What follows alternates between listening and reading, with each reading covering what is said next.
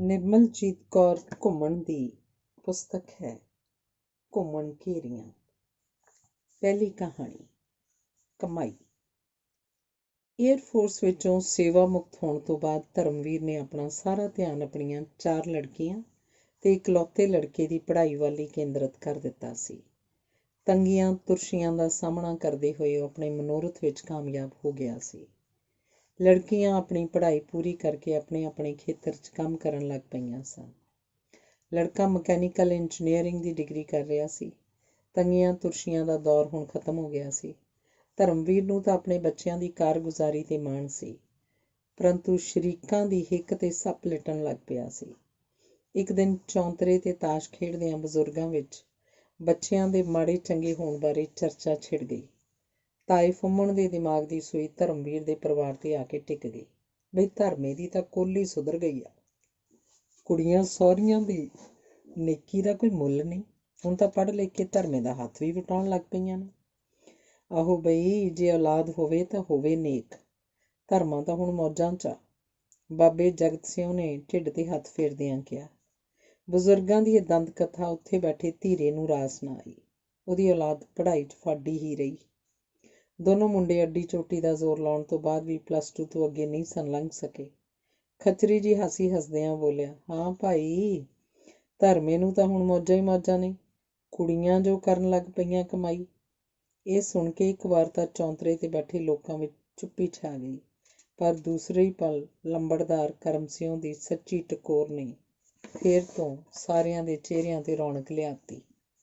ਉਹ ਕਹਿ ਰਿਹਾ ਸੀ, ਵਿੱਦਿਆ ਇਨਸਾਨ ਦਾ ਤੀਜਾ ਨੇਤਰ ਹੁੰਦਾ ਹੈ। ਧਰਮੇ ਨੇ ਆਪਣਾ ਸਾਰਾ ਤਾਣ ਬੱਚਿਆਂ ਦੀ ਪੜ੍ਹਾਈ ਲਿਖਾਈ 'ਤੇ ਲਾ ਦਿੱਤਾ। ਜੇ ਉਹਨੇ ਕੁੜੀਆਂ ਨੂੰ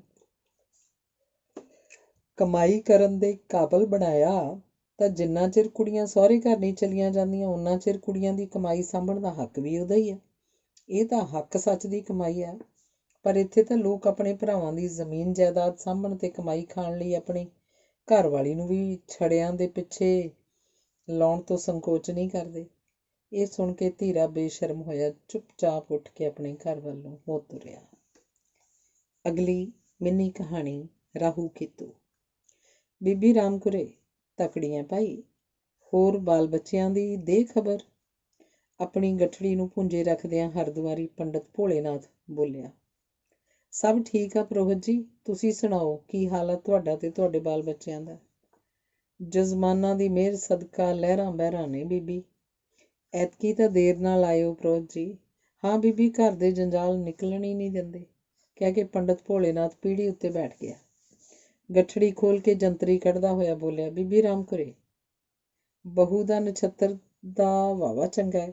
ਘਰ ਨੂੰ ਭਾਗ ਲਾ ਦੋ, ਸੇਵਾ ਵੀ ਰੱਜ ਕੇ ਕਰੂ ਤੁਹਾਡੀ। ਪਰ ਕੀ ਪ੍ਰੋਹਤ ਜੀ? ਬੀਬੀ, ਗ੍ਰਹਿ ਦਿਸ਼ਾ ਅਨੁਸਾਰ ਇਹਦੇ ਮੱਥੇ ਦੀਆਂ ਰੇਖਾਵਾਂ 'ਚ ਰਾਹੂ ਕੇਤੂ ਦਾ ਟਕਰਾਅ ਦਿਖਾਈ ਦੇ ਰਿਹਾ। ਅਚਾਨਕ ਕਿਸੇ ਮਾੜੀ ਘਟਨਾ ਦੇ ਘਟਣ ਦੀਆਂ ਸ਼ੰਕਾਵਾਂ ਹਨ।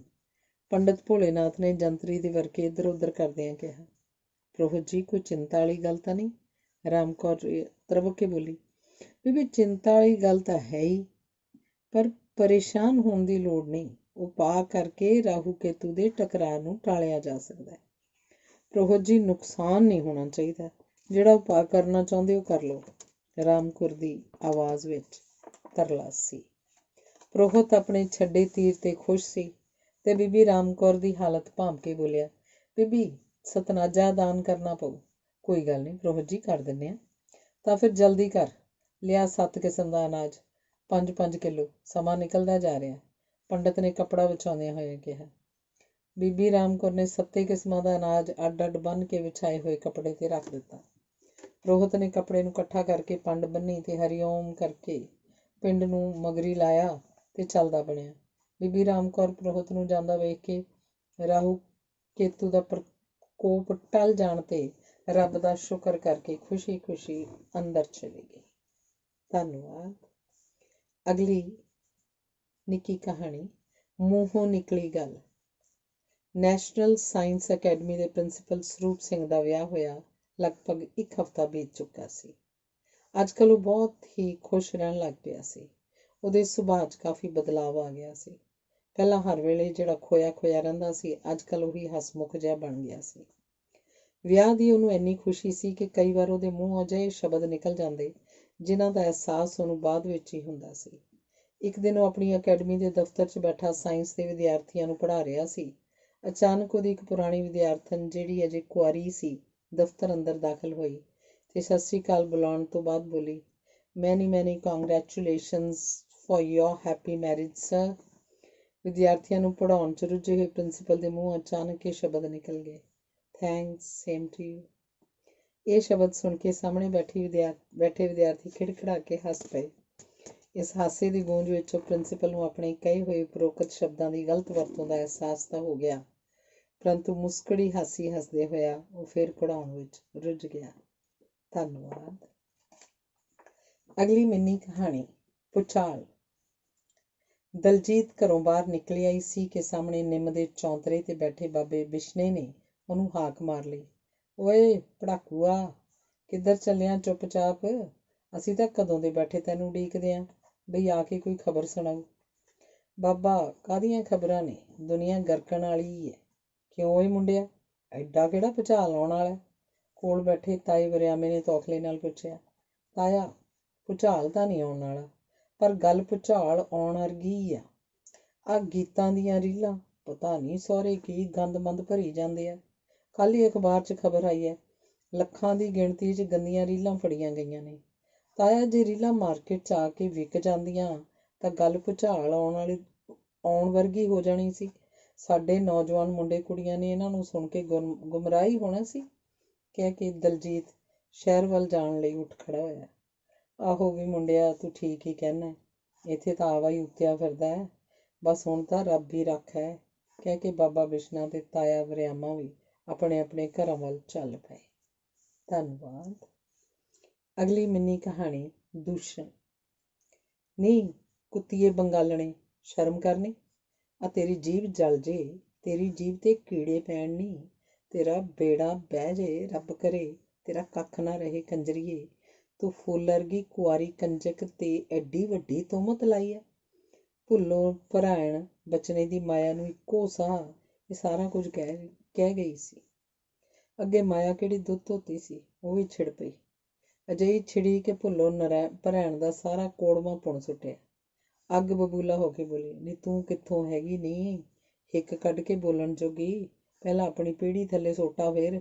ਨੀ ਮੈਂ ਕੋਈ ਝੂਠ ਬੋਲਿਆ? ਜੇ ਤੁਸੀਂ ਇਹੋ ਜਿਹੀਆਂ ਕਰਤੂਤਾਂ ਦੀਆਂ ਮਾਲਕ ਹੋ ਤਾਂ ਹੀ ਤੁਹਾਡੀ ਧੁੰਮ 20 ਕੋਹਾਂ ਤੱਕ ਪਈ ਆ। ਤੁਸੀਂ ਰਲ ਕੇ ਪਿੰਡ ਤਾਂ ਲੁੱਟਿਆ ਸੋ ਲੁੱਟਿਆ, ਆਲੇ ਦੁਆਲੇ ਦੇ ਪਿੰਡ ਵੀ ਨਹੀਂ ਛੱਡੇ। ਨੀ ਚੱਲ, ਅਸੀਂ ਤਾਂ ਪਿੰਡ ਲੁੱਟ ਕੇ ਖਾ ਲਿਆ, ਆਲੇ ਦੁਆਲੇ ਦੇ ਪਿੰਡ ਵੀ ਨਹੀਂ ਛੱਡੇ। ਨੀ ਤੂੰ ਕਿੱਥੋਂ ਆ ਗਈ ਸਤੀ ਸਵਿਤਰੀ? ਆਪਣੇ ਹਾਲ ਦੇਖ, ਕਿੱਥੇ ਕਲਕੱਤਾ ਤੇ ਕਿੱਥੇ 10 ਬੁੜੇ ਠੇਰੇ ਲੁੱਟ ਕੇ ਆ ਹੁਣ 11ਵਾਂ ਕੀਤਾ, ਅਜੇ ਗਾਹਾਂ ਕਿਹੜਾ ਬੱਸ ਹੈ। ਲੁੱਚੀਏ ਭੋਰਾ, ਸ਼ਰਮ ਤਾਂ ਕਰ। ਭੁੱਲੋ ਨਾਰਾਇਣ ਨੇ ਨਹਿਲੇ ਤੇ ਦਹਿਲਾ ਮਾਰਿਆ। ਇਹਨਾਂ ਦੀ ਕਾਵਾਂ ਰੌਲੀ ਸੁਣ ਕੇ ਨਿੰਮ ਦੇ ਚੌਂਤਰੇ ਤੇ ਬੈਠੇ ਨਰੈਣੇ ਬੁੜੇ ਨੇ ਗੰਡੇ ਨੂੰ ਕਿਹਾ, ਉਹ ਗੰਡਾ ਸਿਆ, ਦੇਖ ਲੈ ਇਹਨਾਂ ਸਹੁਰੀਆਂ ਦੀ ਮੱਤ ਕਿਵੇਂ ਇੱਕ ਦੂਜੀ ਦਾ ਅੱਗਾ ਪਿੱਛਾ ਪੁਣ ਰਹੀਆਂ ਨੇ। ਤਾਈਓ ਤਾਂ ਕਿਹਾ ਵੀ ਇਹਨਾਂ ਸਹੁਰੀਆਂ ਦੀ ਗਿੱਚੀ ਪਿੱਛੇ ਮੱਤ ਹੁੰਦੀ ਆ। ਧੰਨਵਾਦ। ਅਗਲੀ ਕਹਾਣੀ, ਨੇਤਾਗਿਰੀ। ਕੁਝ ਪਤਵੰਤੇ ਸੱਜਣ ਇੱਕ ਉੱਘੇ ਸਿਆਸੀ ਲੀਡਰ ਤੇ ਸਾਬਕਾ MLA ਦੇ ਘਰ ਬੈਠੇ ਚਾਹ ਪੀ ਰਹੇ ਸਨ। ਅਚਾਨਕ ਇੱਕ ਆਦਮੀ ਨੇ ਬਾਹਰੋਂ ਆ ਕੇ ਦੱਸਿਆ, MLA ਸਾਹਿਬ, ਡਰੇਨ ਦੇ ਪੁਲ ਤੇ ਖਾੜਕੂਆਂ ਤੇ ਪੁਲਿਸ ਦਰਮਿਆਨ ਜ਼ਬਰਦਸਤ ਮੁਕਾਬਲਾ ਚੱਲ ਰਿਹਾ। ਸਾਰੇ ਇਲਾਕੇ ਦੀ ਘੇਰਾਬੰਦੀ ਕੀਤੀ ਹੋਈ ਹੈ। MLA ਸਾਹਿਬ ਨੇ ਚਾਹ ਦੀ ਚੁਸਕੀ ਲੈਣ ਤੋਂ ਬਾਅਦ ਕੱਪ ਮੇਜ਼ ਤੇ ਰੱਖਦਿਆਂ ਪੁੱਛਿਆ, ਭਾਈ ਕੋਈ ਸ਼ਹੀਦ ਵੀ ਹੋ ਗਿਆ ਹੈ ਜਾਂ ਨਹੀਂ? ਕੀ ਮਤਲਬ MLA ਸਾਹਿਬ? ਪਰਮਾਤਮਾ ਤੋਂ ਸੁੱਖ ਮੰਗਣੀ ਚਾਹੀਦੀ ਹੈ। ਕੋਲ ਬੈਠੇ ਪਤਵੰਤੇ ਸੱਜਣਾ ਨੇ ਇੱਕ ਸਾਂਝੀ ਆਵਾਜ਼ 'ਚ ਕਿਹਾ, ਓਏ ਭੋਡੀਓ ਚਿੜੀਓ, ਤੁਸੀਂ ਕੀ ਜਾਣੋ? ਉਹ ਜੇ ਕੋਈ ਸਿੰਘ ਸ਼ਹੀਦ ਹੋਊ ਤਾਂ ਹੀ ਉਹਦਾ ਭੋਗ ਪਊ, ਤੇ ਜੇ ਅਸੀਂ ਉਸ ਸ਼ਹੀਦ ਸਿੰਘ ਦੇ ਭੋਗ ਤੇ ਪਹੁੰਚਣ 'ਚ ਕਾਮਯਾਬ ਹੋ ਗਏ ਤਾਂ ਸਟੇਜ ਤੇ ਚੜ੍ਹ ਕੇ ਸਰਕਾਰ ਤੇ ਪੁਲਿਸ ਵਿਰੁੱਧ ਇੱਕ ਤਾਬੜਤੋੜ ਭਾਸ਼ਣ ਦੇ ਕੇ ਉੱਥੇ ਬੈਠੀਆਂ ਸੰਗਤਾਂ ਨੂੰ ਕੀਲ ਲਵਾਂਗੇ। ਜੇ ਰਸਤੇ 'ਚ ਹੀ ਪੁਲਿਸ ਨੇ ਰੋਕ ਲਏ ਤਾਂ ਉੱਥੇ ਹੀ ਧਰਨਾ ਮਾਰ ਕੇ ਬੈਠ ਜਾਵਾਂਗੇ। ਮਤਲਬ ਤਾਂ ਨੇਤਾਗਿਰੀ ਨੂੰ ਚਮਕਾਉਣ ਤੱਕ ਹੀ ਹੈ। MLA ਸਾਹਿਬ ਉਪਰੋਕਤ ਸਾਰਾ ਕੁਝ ਇੱਕੋ ਸਾਹ 'ਚ ਕਹਿ ਗਏ। ਉੱਥੇ ਬੈਠੇ ਪਤਵੰਤੇ ਸੱਜਣ MLA ਸਾਹਿਬ ਦੀ ਸੋਚ ਪ੍ਰਤੀ ਹੱਕੇ ਬੱਕੇ ਰਹਿ ਗਏ ਤੇ ਸ਼ਰਮਸਾਰ ਹੋਏ ਕਮਰੇ ਤੋਂ ਬਾਹਰ ਹੋ ਗਏ। ਧੰਨਵਾਦ। ਅਗਲੀ ਕਹਾਣੀ ਹੈ, ਨੋਟ ਦੀ ਕਰਾਮਾਤ। ਚਾਚਾ ਜੀ ਦੀ ਲੜਕੀ ਸੰਦੀਪ ਦਾ ਪਤੀ ਕਈ ਸਾਲਾਂ ਤੋਂ ਕੈਨੇਡਾ ਵਿੱਚ ਰਹਿ ਰਿਹਾ ਸੀ। ਹੁਣ ਸ਼ਾਇਦ ਉੱਥੇ ਪੱਕਾ ਹੋ ਗਿਆ ਸੀ। ਇਸ ਲਈ ਉਹਨੇ ਸੰਦੀਪ ਤੇ ਬੱਚਿਆਂ ਨੂੰ ਆਪਣੇ ਕੋਲ ਸੱਦਣ ਲਈ ਉੱਧਰੋਂ ਕੁਝ ਕਾਗਜ਼ ਭੇਜੇ ਸਨ, ਜਿਨ੍ਹਾਂ ਨੂੰ ਸੰਦੀਪ ਨੇ ਮੁਕੰਮਲ ਕਰਵਾ ਕੇ ਏਜੰਟ ਰਾਹੀਂ ਕੈਨੇਡਾ ਭਿਜਵਾਉਣਾ ਸੀ। ਆਪਣੇ ਬੱਚਿਆਂ, ਆਪਣੇ ਭੈਣ ਭਰਾਵਾਂ ਤੇ ਮਾਂ-ਬਾਪ ਦੇ ਜਨਮ ਸੰਬੰਧੀ ਸਰਟੀਫਿਕੇਟ ਵੀ ਨਾਲ ਨੱਥੀ ਕਰਨੇ ਸਨ। ਬਾਕੀ ਤਾਂ ਸਾਰੇ ਕਾਗਜ਼ ਲਗਭਗ ਪੂਰੇ ਹੋ ਗਏ ਸੀ। ਕੇਵਲ ਪਿੰਡ ਦੇ ਪ੍ਰਾਇਮਰੀ ਸਕੂਲ 'ਚੋਂ ਆਪਣੇ ਤੇ ਆਪਣੇ ਭੈਣ ਭਰਾਵਾਂ ਦੇ ਸਕੂਲ ਸਰਟੀਫਿਕੇਟ ਲੈਣ ਤੋਂ ਰਹਿ ਗਏ ਸੀ। ਅੱਜ ਇਸੇ ਕੰਮ ਵਾਸਤੇ ਆਪਣੇ ਪੇਕੇ ਪਿੰਡ ਆਈ। ਪਿੰਡ ਦੇ ਪ੍ਰਾਇਮਰੀ ਸਕੂਲ ਦੇ ਹੈਡਮਾਸਟਰ ਨਾਲ ਜਦੋਂ ਇਹਨਾਂ ਸਰਟੀਫਿਕੇਟਾਂ ਬਾਰੇ ਗੱਲ ਕੀਤੀ ਤਾਂ ਉਹਨੇ ਅੱਗੋਂ ਕੋਈ ਸੰਤੋਸ਼ਜਨਕ ਹੁੰਗਾਰਾ ਨਾ ਦਿੱਤਾ। ਹੈਡਮਾਸਟਰ ਨੇ 15-20 ਸਾਲ ਪਹਿਲਾਂ ਦਾ ਪੁਰਾਣਾ ਰਿਕਾਰਡ ਫਰੋਲਣ ਦੀ ਅਸਮਰਥਤਾ ਪ੍ਰਗਟ ਕਰਦਿਆਂ ਕਿਹਾ, ਭਾਈ ਬੀਬਾ, ਰਿਕਾਰਡ 'ਚ ਤਰੀਕਾਂ ਲੱਭਣ ਲਈ 15 ਕੁ ਦਿਨ ਤਾਂ ਲੱਗ ਹੀ ਜਾਣੇ ਨੇ, ਫਿਰ ਕਿਸੇ ਦਿਨ ਆ ਕੇ ਲੈ ਜਾਈਂ। ਸੰਦੀਪ ਨੂੰ ਕਾਗਜ਼ ਵਾਪਸ ਭੇਜਣ ਦੀ ਜਲਦੀ ਸੀ। ਉਹ ਡਰਦੀ ਸੀ ਕਿ ਕਿਤੇ ਦੇਰ ਹੋ ਜਾਣ ਕਰਕੇ ਕਿਸੇ ਕਿਸਮ ਦੀ ਕੋਈ ਰੁਕਾਵਟ ਨਾ ਪੈ ਜਾਏ। ਉਹ ਨਿਰਾਸ਼ ਹੋ ਕੇ ਜਦੋਂ ਮੁੜਨ ਲੱਗੀ ਤਾਂ ਕੋਲ ਬੈਠੀ ਭੈਣ ਜੀ ਨੇ ਸੰਦੀਪ ਦੇ ਕੰਨ ਕੋਲ ਮੂੰਹ ਕਰਕੇ ਕਿਹਾ, ਭੈਣ ਜੀ, ਇਹਦਾ ਮੂੰਹ ਮੱਥਾ ਝੁਲਸ ਦਿਓ, ਸਰਟੀਫਿਕੇਟ ਹੁਣੇ ਮਿਲ ਜਾਣਗੇ, ਨਹੀਂ ਤਾਂ ਇਹਨੇ ਤੁਹਾਨੂੰ ਮਹੀਨਾ ਖੱਜਲ ਖੁਆਰ ਕਰੀ ਜਾਣਾ। ਭੈਣ ਜੀ ਦੀ ਗੱਲ ਸੁਣ ਕੇ ਸੰਦੀਪ ਨੇ ਮਹਾਤਮਾ ਗਾਂਧੀ ਦੀ ਤਸਵੀਰ ਵਾਲਾ 100 ਰੁਪਏ ਦਾ ਨੀਲਾ ਨੋਟ ਹੈਡਮਾਸਟਰ ਦੇ ਹੱਥ 'ਤੇ ਧਰਤਾ ਤੇ ਕਿਹਾ, ਮਾਸਟਰ ਜੀ ਜਲਦੀ ਆ, ਗੌਰ ਕਰਕੇ ਰਿਕਾਰਡ ਦੇਖ ਲਓ। 100 ਰੁਪਏ ਦਾ ਨੀਲਾ ਨੋਟ ਹੱਥ 'ਚ ਫੜ ਕੇ ਮਾਸਟਰ ਜੀ ਬੋਲੇ, ਬੀਬਾ, ਤੁਸੀਂ ਹੁਣ ਘਰ ਜਾਓ, ਸਰਟੀਫਿਕੇਟ ਘਰ ਹੀ ਪਹੁੰਚ ਜਾਣਗੇ। ਧੰਨਵਾਦ। ਅਗਲੀ ਕਹਾਣੀ ਹੈ ਦੀਵਾਲੀ। ਪੰਜਾਬ ਰੋਡਵੇਜ਼ ਦੀ ਬੱਸ ਫਰਾਟੇ ਭਰਦੀ GT ਰੋਡ ਤੇ ਦੌੜ ਰਹੀ ਸੀ। ਕਈ ਅੱਡਿਆਂ ਤੇ ਖੜੀਆਂ ਹੱਥ ਦੇ ਇਸ਼ਾਰੇ ਕਰਦੀਆਂ ਸਵਾਰੀਆਂ ਵੱਲ ਵੀ ਡਰਾਈਵਰ ਨੇ ਕੋਈ ਧਿਆਨ ਨਾ ਦਿੱਤਾ। ਸ਼ਾਇਦ ਅੱਜ ਦੀਵਾਲੀ ਦਾ ਦਿਨ ਹੋਣ ਕਰਕੇ ਡਰਾਈਵਰ ਨੂੰ ਆਪਣੇ ਘਰ ਜਾਣ ਦੀ ਜਲਦੀ ਸੀ। ਸਵਾਰੀਆਂ ਦੀ ਹੈਰਾਨੀ ਦੀ ਉਦੋਂ ਕੋਈ ਹੱਦ ਨਾ ਰਹੀ ਜਦੋਂ ਡਰਾਈਵਰ ਨੇ ਕਨੇਚ ਦੇ ਟੋਟੇ ਤੇ ਖੜੇ 30-35 ਭਈਆਂ ਨੂੰ ਦੇਖ ਕੇ ਝੱਟ ਬ੍ਰੇਕ ਮਾਰਤੀ ਤੇ ਉੱਚੀ ਆਵਾਜ਼ 'ਚ ਕੰਡਕਟਰ ਨੂੰ ਹਾਕ ਮਾਰੀ, ਓਏ ਬਿਕਰਾ, ਪੁੱਛ ਇਹਨਾਂ ਭਈਆਂ ਨੂੰ ਕਿੱਥੇ ਜਾਣਾ, ਜਲਦੀ ਨਾਲ ਛਾਤੇ ਚੜਾ ਲੈ, ਆਪਣੀ ਤਾਂ ਇਹ ਭਈਏ ਦੀਵਾਲੀ ਨੇ ਅੱਜ। ਧੰਨਵਾਦ। ਅਗਲੀ ਮਿੰਨੀ ਕਹਾਣੀ ਗੁਰਮਰਿਆਦਾ। ਇਲਾਕੇ ਦੇ ਰੋਜ਼ਾਨਾ ਅਖਬਾਰਾਂ, ਸਪਤਾਹਿਕ ਅਖਬਾਰਾਂ ਤੇ ਪੰਦਰਵਾੜਾ ਅਖਬਾਰਾਂ ਵਿੱਚ ਇਸ ਖਬਰ ਦੀ ਚਰਚਾ ਆਮ ਸੀ ਕਿ ਨਵੇਂ ਪਿੰਡ ਦੇ ਗੁਰਸਿੱਖ ਪਰਿਵਾਰ ਰਿਟਾਇਰਡ ਮੇਜਰ ਹਰਚਰਨ ਸਿੰਘ ਦੇ ਸਪੁੱਤਰ ਤੇ ਸਰਪੰਚ ਸੁਰਿੰਦਰ ਸਿੰਘ ਦੇ ਭਰਾ ਗੁਰਿੰਦਰ ਸਿੰਘ ਤੇ ਬੀਬੀ ਦਵਿੰਦਰ ਕੌਰ ਸਪੁੱਤਰੀ ਸਰਦਾਰ ਭਾਗ ਸਿੰਘ ਵਾਸੀ ਭਾਗੋ ਮਾਜਰਾ ਦਾ ਸ਼ੁਭ ਆਨੰਦ ਕਾਰਜ ਗੁਰਮਰਿਆਦਾ ਅਨੁਸਾਰ ਬਹੁਤ ਹੀ ਸ਼ਰਧਾਪੂਰਵਕ ਹੋਇਆ। ਇਸ ਮੌਕੇ ਤੇ ਇਲਾਕੇ ਦੇ ਪੰਚਾਂ, ਸਰਪੰਚਾਂ, ਪਤਵੰਤ ਤੇ ਸੱਜਣਾ, ਸਿਵਲ ਤੇ ਪੁਲਿਸ ਅਫਸਰਾਂ ਵੱਲੋਂ ਜੋੜੀ ਨੂੰ ਆਸ਼ੀਰਵਾਦ ਵੀ ਦਿੱਤਾ ਗਿਆ। ਆਸ਼ੀਰਵਾਦ ਤੋਂ ਬਾਅਦ ਦਾਰੂ, ਸਿੱਕੇ ਤੇ ਮੀਟ ਆਦਿ ਦਾ ਦੌਰ ਵੀ ਸ਼ਰੇਆਮ ਚੱਲਿਆ। ਦਾਰੂ, ਸਿੱਕਾ, ਮੀਟ ਆਦਿ। ਕਾਕੇ ਤੇ ਬੀਬੀ ਦਾ ਆਨੰਦ ਕਾਰਜ ਗੁਰਮਰਿਆਦਾ ਅਨੁਸਾਰ। ਕਾਕਾ ਤੇ ਬੀਬੀ ਅੰਮ੍ਰਿਤਧਾਰੀ? ਜੀ ਨਹੀਂ, ਦਾੜੀ ਮੁੱਛਾਂ ਸਫਾ ਚੱਟ, ਕੇਸਾਂ ਦੀ ਬੇਅਦਬੀ। ਇਹ ਕਿਹੋ ਜਿਹੀ ਗੁਰਮਰਿਆਦਾ? ਧੰਨਵਾਦ। ਅਗਲੀ ਕਹਾਣੀ ਹੈ ਸਫਰੀ ਟੈਕਸ। ਰੋਡਵੇਜ਼ ਦੀ ਬੱਸ ਸੜਕ ਦੇ ਕਿਨਾਰੇ ਬਣੇ ਇੱਕ ਢਾਬੇ ਸਾਹਮਣੇ ਆ ਕੇ ਰੁਕ ਗਈ। ਹੋਰ ਵੀ ਕਈ ਬੱਸਾਂ ਇੱਥੇ ਪਹਿਲਾਂ ਹੀ ਖੜੀਆਂ ਸਨ। ਸਵਾਰੀਆਂ ਜਲਦੀ ਨਾਲ ਬੱਸਾਂ ਤੋਂ ਉਤਰੀਆਂ ਤੇ ਢਾਬੇ ਤੇ ਜਾ ਕੇ ਆਪਣੀਆਂ ਮਨਪਸੰਦ ਚੀਜ਼ਾਂ ਤੇ ਟੁੱਟ ਪਈਆਂ। ਡਰਾਈਵਰ ਤੇ ਕੰਡਕਟਰ ਅੰਦਰ ਪਏ ਮੇਜ਼ ਦੁਆਲੇ ਕੁਰਸੀਆਂ ਤੇ ਬੈਠ ਗਏ। ਬੈਠਣ ਸਾਰੀ ਇੱਕ ਕੱਪ ਕੈਂਪਾ ਕੋਲਾ ਡਕਾਰ ਗਏ। ਫਿਰ ਪਕੌੜੇ ਤੇ ਬਾਅਦ ਵਿੱਚ ਚਿਕਨ ਤੇ ਤੰਦੂਰੀ ਰੋਟੀਆਂ ਵੀ ਖਾਧੀਆਂ। ਸਵਾਰੀਆਂ ਆਪਣੀ ਲੁਟਾਈ ਕਰਾ ਕੇ ਵਾਪਸ ਬੱਸ 'ਚ ਬੈਠ ਚੁੱਕੀਆਂ ਸਨ। ਸੀਟਾਂ 'ਤੇ ਬੈਠੀਆਂ ਸਵਾਰੀਆਂ ਚੀਜ਼ਾਂ ਦੀ ਕੁਆਲਿਟੀ ਤੇ ਹਾਈ ਰੇਟ ਬਾਰੇ ਭਾਂਤ-ਭਾਂਤ ਦੀ ਬੋਲੀ ਬੋਲ ਰਹੀਆਂ ਸਨ। ਡਰਾਈਵਰ ਤੇ ਕੰਡਕਟਰ ਦੀ ਬੜੀ ਬੇਸਬਰੀ ਨਾਲ ਇੰਤਜ਼ਾਰ ਹੋ ਰਹੀ ਸੀ, ਪਰ ਉਹ ਪਿਓ ਦੇ ਪੁੱਤ ਤਾਂ ਆਪਣੀ ਪੇਟ ਪੂਜਾ ਕਰਨ 'ਚ ਰੁੱਝੇ ਹੋਏ ਸਨ। ਉਹਨਾਂ ਨੂੰ ਸਵਾਰੀਆਂ ਦੀਆਂ ਮੁਸ਼ਕਲਾਂ ਨਾਲ ਕੋਈ ਵਾਸਤਾ ਨਹੀਂ ਸੀ। ਸਰਦਾਰ ਜੀ ਨੇ ਆਪਣੀ ਸਰਦਾਰਨੀ, ਜਿਹੜੀ ਬੱਸ 'ਚ ਬੈਠੀ ਗਰਮੀ ਨਾਲ ਬੇਹਾਲ ਹੋ ਰਹੀ ਸੀ ਤੇ ਮੂੰਹ ਵਿੱਚ ਹੀ ਕੁਝ ਬੁੜਬੁੜਾ ਵੀ ਰਹੀ ਸੀ, ਵੱਲ ਦੇਖ ਕੇ ਕਿਹਾ, ਸ਼੍ਰੀਮਤੀ ਜੀ, ਉਤਾਵਲੇ ਕਿਉਂ ਹੁੰਦੇ ਹੋ? ਡਰਾਈਵਰ ਤੇ ਕੰਡਕਟਰ ਦੇ ਆਇਆਂ ਹੀ ਬੱਸ ਚੱਲਣੀ ਹੈ, ਥੋੜ੍ਹਾ ਹੋਰ ਸਬਰ ਕਰ ਲਓ, ਔਖੇ ਸੌਖੇ। ਕਦੋਂ ਆਉਣਗੇ? ਮੋਇਆਂ ਨੂੰ ਸਵਾਰੀਆਂ ਦੀ ਰਤਾ ਵੀ ਪਰਵਾਹ ਨਹੀਂ, ਉੱਤੋਂ ਗਰਮੀ ਨਾਲ ਬੁਰਾ ਹਾਲ ਹੋ ਰਿਹਾ। ਸ਼੍ਰੀਮਤੀ ਜੀ ਨੇ ਰੁਮਾਲ ਨਾਲ ਮੂੰਹ ਤੋਂ ਪਸੀਨਾ ਸਾਫ਼ ਕਰਦਿਆਂ ਕਿਹਾ, ਆ ਜਾਣਗੇ ਜਦੋਂ ਫ੍ਰੀ ਦਾ ਵਰਾਇਟੀ ਐਂਟਰਟੇਨਮੈਂਟ ਖਤਮ ਹੋ ਜਾਊ।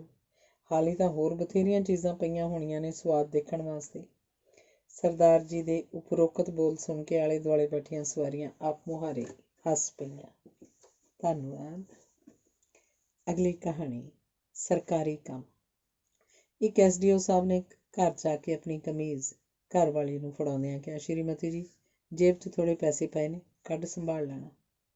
ਸ਼੍ਰੀਮਤੀ ਜੀ ਨੇ ਜੇਬ 'ਚੋਂ ਪੈਸੇ ਕੱਢੇ ਤੇ ਗਿਣ ਕੇ ਬੋਲੀ, ਜੀ ਤੁਸੀਂ ਤਾਂ ਕਹਿੰਦੇ ਸੀ ਥੋੜ੍ਹੇ ਜਿਹੇ ਪੈਸੇ ਹੈ, ਇਹ ਤਾਂ ਪੂਰੇ 2000 ਹੈ, ਕਿੱਥੋਂ ਲਿਆਏ ਹੋ?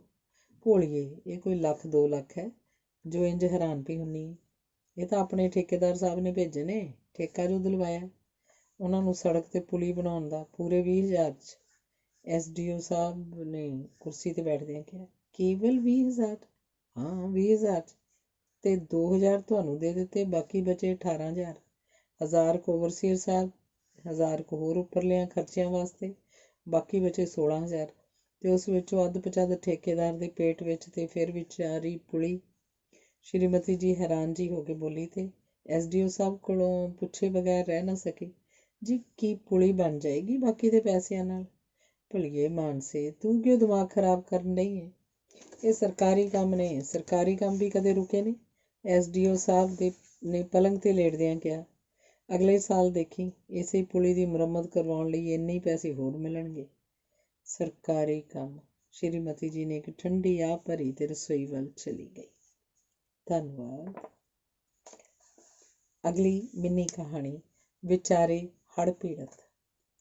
ਸੱਜ ਵਿਆਹੀ ਦੁਲਹਨ ਵਾਂਗ ਸਜੇ ਪੰਡਾਲ ਵਿੱਚ ਹੜ੍ਹ ਪੀੜਤ ਸਵੇਰ ਤੋਂ ਹੀ ਭੁੱਖਣ ਭਾਣੀ ਰਾਹਤ ਤੇ ਮੁੜ ਵਸੇਬਾ ਮੰਤਰੀ ਦੀ ਉਡੀਕ 'ਚ ਬੈਠੇ ਸਨ। ਭਾਵੇਂ ਉਹ ਥੱਕ ਟੁੱਟ ਕੇ ਨਿਰਾਸ਼ ਹੋ ਚੁੱਕੇ ਸਨ, ਫਿਰ ਵੀ ਉਮੀਦ ਦੀ ਇੱਕ ਚਿਣਗ ਉਹਨਾਂ ਦੇ ਮਨ ਅੰਦਰਲਾ ਕੋਨਾ ਲਿਸ਼ਕਾ ਰਹੀ ਸੀ। ਕਈ ਘੰਟਿਆਂ ਦੀ ਇੰਤਜ਼ਾਰ ਪਿੱਛੋਂ ਭਾਰੀ ਪੁਲਿਸ ਫੋਰਸ ਦੇ ਘੇਰੇ 'ਚ ਆਉਂਦੀ ਹੋਈ ਮੰਤਰੀ ਜੀ ਦੀ ਝੰਡੀ ਵਾਲੀ ਕਾਰ ਧੂੜ ਦੇ ਹਨੇਰੇ 'ਚੋਂ ਨਿਕਲ ਕੇ ਪੰਡਾਲ ਦੇ ਸਾਹਮਣੇ ਆ ਕੇ ਰੁਕੀ। ਕਾਰ ਨੂੰ ਦੇਖ ਕੇ ਹੜ੍ਹ ਪੀੜਤਾਂ ਦੇ ਨਿਰਾਸ਼ ਚਿਹਰਿਆਂ 'ਤੇ ਖੁਸ਼ੀ ਦੀ ਲਹਿਰ ਦੌੜ ਗਈ। ਮੰਤਰੀ ਜੀ ਜਲਦੀ ਨਾਲ ਸਟੇਜ 'ਤੇ ਆਏ। ਸਥਾਨਕ ਹਲਕੇ ਦੇ ਪ੍ਰਧਾਨ ਨੇ ਜੀ ਆਇਆਂ ਆਖਣ ਤੋਂ ਬਾਅਦ ਮੰਤਰੀ ਜੀ ਨਾਲ ਕੁਝ ਗਿਟਮਿਟ ਕੀਤੀ ਤੇ ਹੜ੍ਹ ਪੀੜਤਾਂ ਲਈ ਇਕੱਠੇ ਕੀਤੇ ਗਏ 5 ਲੱਖ ਰੁਪਈਆਂ ਦੀ ਥੈਲੀ ਮੰਤਰੀ ਜੀ ਨੂੰ ਭੇਟ ਕਰ ਦਿੱਤੀ। ਹੜ੍ਹ ਪੀੜਤ ਬਹੁਤ ਹੀ ਉਤਾਵਲੇ ਹੋਏ ਬੈਠੇ ਸਨ। ਉਹਨਾਂ ਨੂੰ ਇਲਾਕੇ ਦੇ ਸਮਾਜ ਸੇਵੀਆਂ ਤੇ ਮੰਤਰੀ ਜੀ ਤੋਂ ਭਾਰੀ ਆਸਾਂ ਸਨ। ਉਹ ਸੋਚ ਰਹੇ ਸਨ ਕਿ ਜਲਦੀ ਕੋਈ ਗਿੱਦੜ ਸਿੰਘੀ ਉਹਨਾਂ ਨੂੰ ਮਿਲਣ ਵਾਲੀ ਹੈ ਜੋ ਉਹਨਾਂ ਦੇ ਸਾਰੇ ਦੁੱਖ ਤਕਲੀਫਾਂ ਦਾ ਨਾਸ਼ ਕਰ ਦੇਵੇਗੀ। ਉਹ ਆਪਣੇ ਸਾਹ ਰੋਕ ਕੇ ਮੰਤਰੀ ਜੀ ਦਾ ਐਲਾਨ ਸੁਣਨ ਲਈ ਉਤਾਵਲੇ ਸਨ।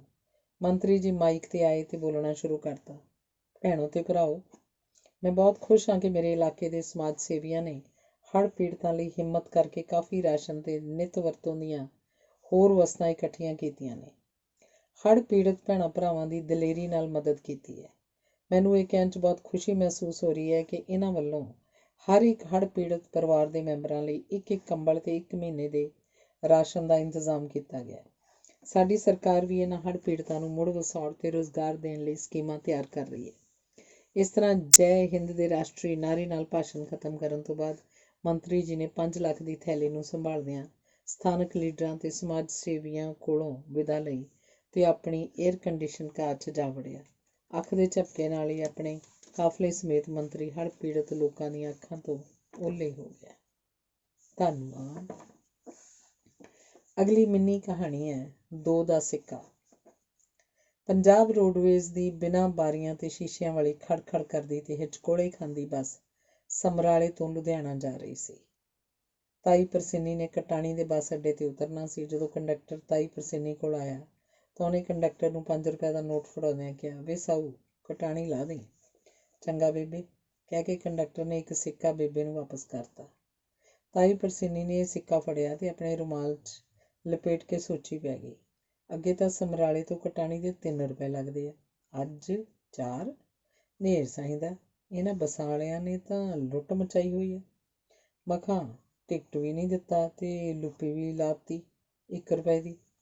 ਆਪਣੀ ਸੋਚ ਨੂੰ ਪੱਕਾ ਕਰਨ ਲਈ ਉਹਨੇ ਆਪਣੇ ਨਾਲ ਬੈਠੇ ਇੱਕ ਪੜ੍ਹਨ ਵਾਲੇ ਮੁੰਡੇ ਨੂੰ ਪੁੱਛਿਆ, ਵੀ ਕਾਕਾ, ਸਮਰਾਲੇ ਤੋਂ ਕਟਾਣੀ ਦੇ ਕਿੰਨੇ ਪੈਸੇ ਲੱਗਦੇ ਆ? ਬੇਬੇ 3 ਰੁਪਏ। ਤਾਈ ਪਰਸੀਨੀ ਫੇਰ ਸੋਚੀ ਪੈ ਗਈ। ਕੁਝ ਦੇਰ ਲਈ ਬੱਸ ਨੀਲੋਂ ਦੇ ਪੁਲ 'ਤੇ ਰੁਕੀ। ਇੱਥੋਂ ਕੁਝ ਸਵਾਰੀਆਂ ਚੜ੍ਹੀਆਂ ਤੇ ਕੁਝ ਇੱਥੇ ਉਤਰ ਗਈਆਂ। ਬੱਸ ਫੇਰ ਚੱਲ ਪਈ। ਤਾਈ ਪਰਸੀਨੀ ਆਪਣੀ ਸੀਟ ਤੋਂ ਉੱਠੀ ਤੇ ਪਿਛਲੀ ਬਾਰੀ ਕੋਲ ਜਾ ਕੇ ਖੜ੍ਹ ਗਈ। ਕਟਾਣੀ ਦਾ ਅੱਡਾ ਆਉਣ ਵਾਲਾ ਹੀ ਸੀ। ਤਾਈ ਪਰਸੀਨੀ ਨੇ ਹੌਲੀ ਦੇ ਕੇ ਕੰਡਕਟਰ ਨੂੰ ਕਿਹਾ, ਵੇ ਪੁੱਤਰਾ, ਕਟਾਣੀ ਦੇ ਕਿੰਨੇ ਪੈਸੇ ਲੱਗਦੇ ਆ? ਬੇਬੇ 3। ਵੇ ਤੂੰ ਤਾਂ ਕਹਿ ਕੇ ਤਾਈ ਨੇ ਉਹ ਸਿੱਕਾ ਰੁਮਾਲ ਚੋਂ ਕੱਢਿਆ। ਬੇਬੇ 3 ਹੀ ਕੱਟੇ ਆ ਸਿੱਕਾ 2 ਦਾ। ਇੰਨੇ ਚ ਨੂੰ ਬੱਸ ਕਟਾਣੀ ਦੇ ਅੱਡੇ ਤੇ ਜਾ ਰੁਕੀ। ਤਾਈ ਪਰਸੇਨੀ ਬੱਸ ਚੋਂ ਉਤਰੀ ਤੇ ਉਸ ਸਿੱਕੇ ਨੂੰ ਨਿਹਾਰਦੀ ਹੋਈ ਬੁੜਬੁੜਾਈ, ਇੱਕ ਦਾ ਤਾਂ ਸੁਣਿਆ ਤੀ, ਆ 2 ਦਾ ਵੀ ਦੇਖ ਲਿਆ। ਧੰਨਵਾਦ। ਅਗਲੀ ਕਹਾਣੀ ਹੈ ਏਜੰਡਾ। ਲਾਗਲੇ ਪਿੰਡ 6ਵੀਂ ਪਾਤਸ਼ਾਹੀ ਦੀ ਚਰਨ ਛੋਹ ਪ੍ਰਾਪਤ ਗੁਰਦੁਆਰਾ ਸਾਹਿਬ ਵਿਖੇ ਕਾਰ ਸੇਵਾ ਚੱਲ ਰਹੀ ਸੀ। ਕਾਰ ਸੇਵੀਆਂ ਨੂੰ ਉਤਸ਼ਾਹਿਤ ਕਰਨ ਤੇ ਥਾਪੜਾ ਦੇਣ ਲਈ ਦਿੱਲੀ ਵਾਲੇ ਕਾਰ ਸੇਵਾ ਵਾਲੇ ਬਾਬੇ ਕਈ ਰੋਜ਼ ਤੋਂ ਇੱਥੇ ਆਏ ਹੋਏ ਸਨ। ਆਸ-ਪਾਸ 10-12 ਪਿੰਡਾਂ ਦੇ ਗੁਰਸਿੱਖ ਪਤਵੰਤਿਆਂ ਨੇ ਇਸ ਗੁਰਦੁਆਰਾ ਸਾਹਿਬ ਦੀ ਇਮਾਰਤ ਅੰਦਰ ਇੱਕ ਗੁਰਮਤਿ ਅਕੈਡਮੀ ਲਈ ਕੁਝ ਕਮਰੇ ਬਣਾਉਣ ਬਾਰੇ ਆਪਣੇ ਵਿਚਾਰ ਕਾਰ ਸੇਵਾ ਵਾਲੇ ਬਾਬਿਆਂ ਨਾਲ ਸਾਂਝੇ ਕਰਨ ਦਾ ਮਨ ਬਣਾਇਆ। ਇਸ ਮਨੋਰਥ ਨੂੰ ਲੈ ਕੇ ਗੁਰਸਿੱਖ ਸੱਜਣ ਬਾਬਾ ਜੀ ਕੋਲ ਗਏ। ਫਤਿਹ ਬੁਲਾਉਣ ਉਪਰੰਤ ਬਾਬਾ ਜੀ ਨੂੰ ਕਿਹਾ, ਬਾਬਾ ਜੀ, ਤੁਹਾਡੇ ਵੱਲੋਂ ਇਸ ਗੁਰਦੁਆਰਾ ਸਾਹਿਬ ਦੀ ਕਾਰ ਸੇਵਾ ਸਾਂਭਣ ਤੋਂ ਬਾਅਦ ਇਸ ਇਲਾਕੇ ਦੇ ਭਾਗ ਖੁੱਲ੍ਹ ਗਏ ਹਨ। ਸਦੀਆਂ ਤੋਂ ਬੇਆਬਾਦ ਪਏ ਇਸ ਇਤਿਹਾਸਿਕ ਗੁਰਦੁਆਰਾ ਸਾਹਿਬ ਦੀ ਕਾਰ ਸੇਵਾ ਦਾ ਆਰੰਭ ਹੋਣਾ ਇਲਾਕੇ ਦੀਆਂ ਸੰਗਤਾਂ ਲਈ ਸਿੱਖੀ ਦੀ ਚੜ੍ਹਦੀ ਕਲਾ ਵਾਸਤੇ ਇੱਕ ਸ਼ੁਭ ਸ਼ਗਨ ਹੈ। ਭਗਤੋ, ਜੋ ਵੀ ਹੁੰਦਾ ਹੈ ਗੁਰੂ ਮਹਾਰਾਜ ਦੀ ਕਿਰਪਾ ਨਾਲ ਹੀ ਹੁੰਦਾ ਹੈ। ਸਾਨੂੰ ਹੁਕਮ ਹੋਇਆ ਤੇ ਅਸੀਂ ਹਾਜ਼ਰ ਹੋ ਗਏ। ਬਾਬਾ ਜੀ, ਇਹ ਤਾਂ ਬਹੁਤ ਹੀ ਖੁਸ਼ੀ ਵਾਲੀ ਗੱਲ ਹੈ ਕਿ ਆਪ ਜੀ ਨੇ ਗੁਰਦੁਆਰਾ ਸਾਹਿਬ ਜੀ ਦੀ ਬਿਲਡਿੰਗ ਦੀ ਉਸਾਰੀ ਦੇ ਨਾਲ ਸਰੋਵਰ ਤੇ ਪਹੁੰਚ ਸੜਕ ਦੀ ਕਾਰ ਸੇਵਾ ਵੀ ਕਰਵਾਉਣ ਦਾ ਐਲਾਨ ਕੀਤਾ। ਅਸੀਂ ਇਲਾਕੇ ਦੇ ਕੁਝ ਨਿਮਾਣੇ ਸੇਵਕ ਆਪ ਜੀ ਕੋਲ ਇੱਕ ਬੇਨਤੀ ਕਰਨ ਆਏ ਹਾਂ ਕਿ ਜਿੱਥੇ ਆਪ ਜੀ ਨੇ ਐਡਾ ਵਿਸ਼ਾਲ ਕੰਮ ਸ਼ੁਰੂ ਕੀਤਾ, ਉੱਥੇ ਇਹਦੇ ਨਾਲ ਹੀ ਇੱਕ ਗੁਰਮਤਿ ਅਕੈਡਮੀ ਦੇ ਕੁਝ ਕਮਰਿਆਂ ਦੀ ਕਾਰ ਸੇਵਾ ਵੀ ਆਪ ਸੰਭਾਲੋ। ਇਲਾਕੇ ਦੀਆਂ ਗੁਰਸਿੱਖ ਸੰਗਤਾਂ ਦੀ ਬਾਬਾ ਜੀ ਅੱਗੇ ਜੋਦੜੀ ਸੀ। ਭਗਤੋ, ਗੁਰਮਤਿ ਅਕੈਡਮੀ ਲਈ ਕਮਰੇ ਬਣਵਾਉਣ ਦੀ ਕਾਰ ਸੇਵਾ ਸਾਡੇ ਏਜੰਡੇ 'ਚ ਨਹੀਂ ਹੈ, ਇਸ ਲਈ ਅਸੀਂ ਇਹਦਾ ਐਲਾਨ ਨਹੀਂ ਕਰ ਸਕਦੇ। ਬਾਬਾ ਜੀ ਦੇ ਉਪਰੋਕਤ ਬਚਨ ਸੁਣ ਕੇ ਗੁਰਸਿੱਖ ਸੰਗਤਾਂ ਦੇ ਨਿਰਾਸ਼ਾ ਨਾਲ ਚਿਹਰੇ ਉਤਰ ਗਏ।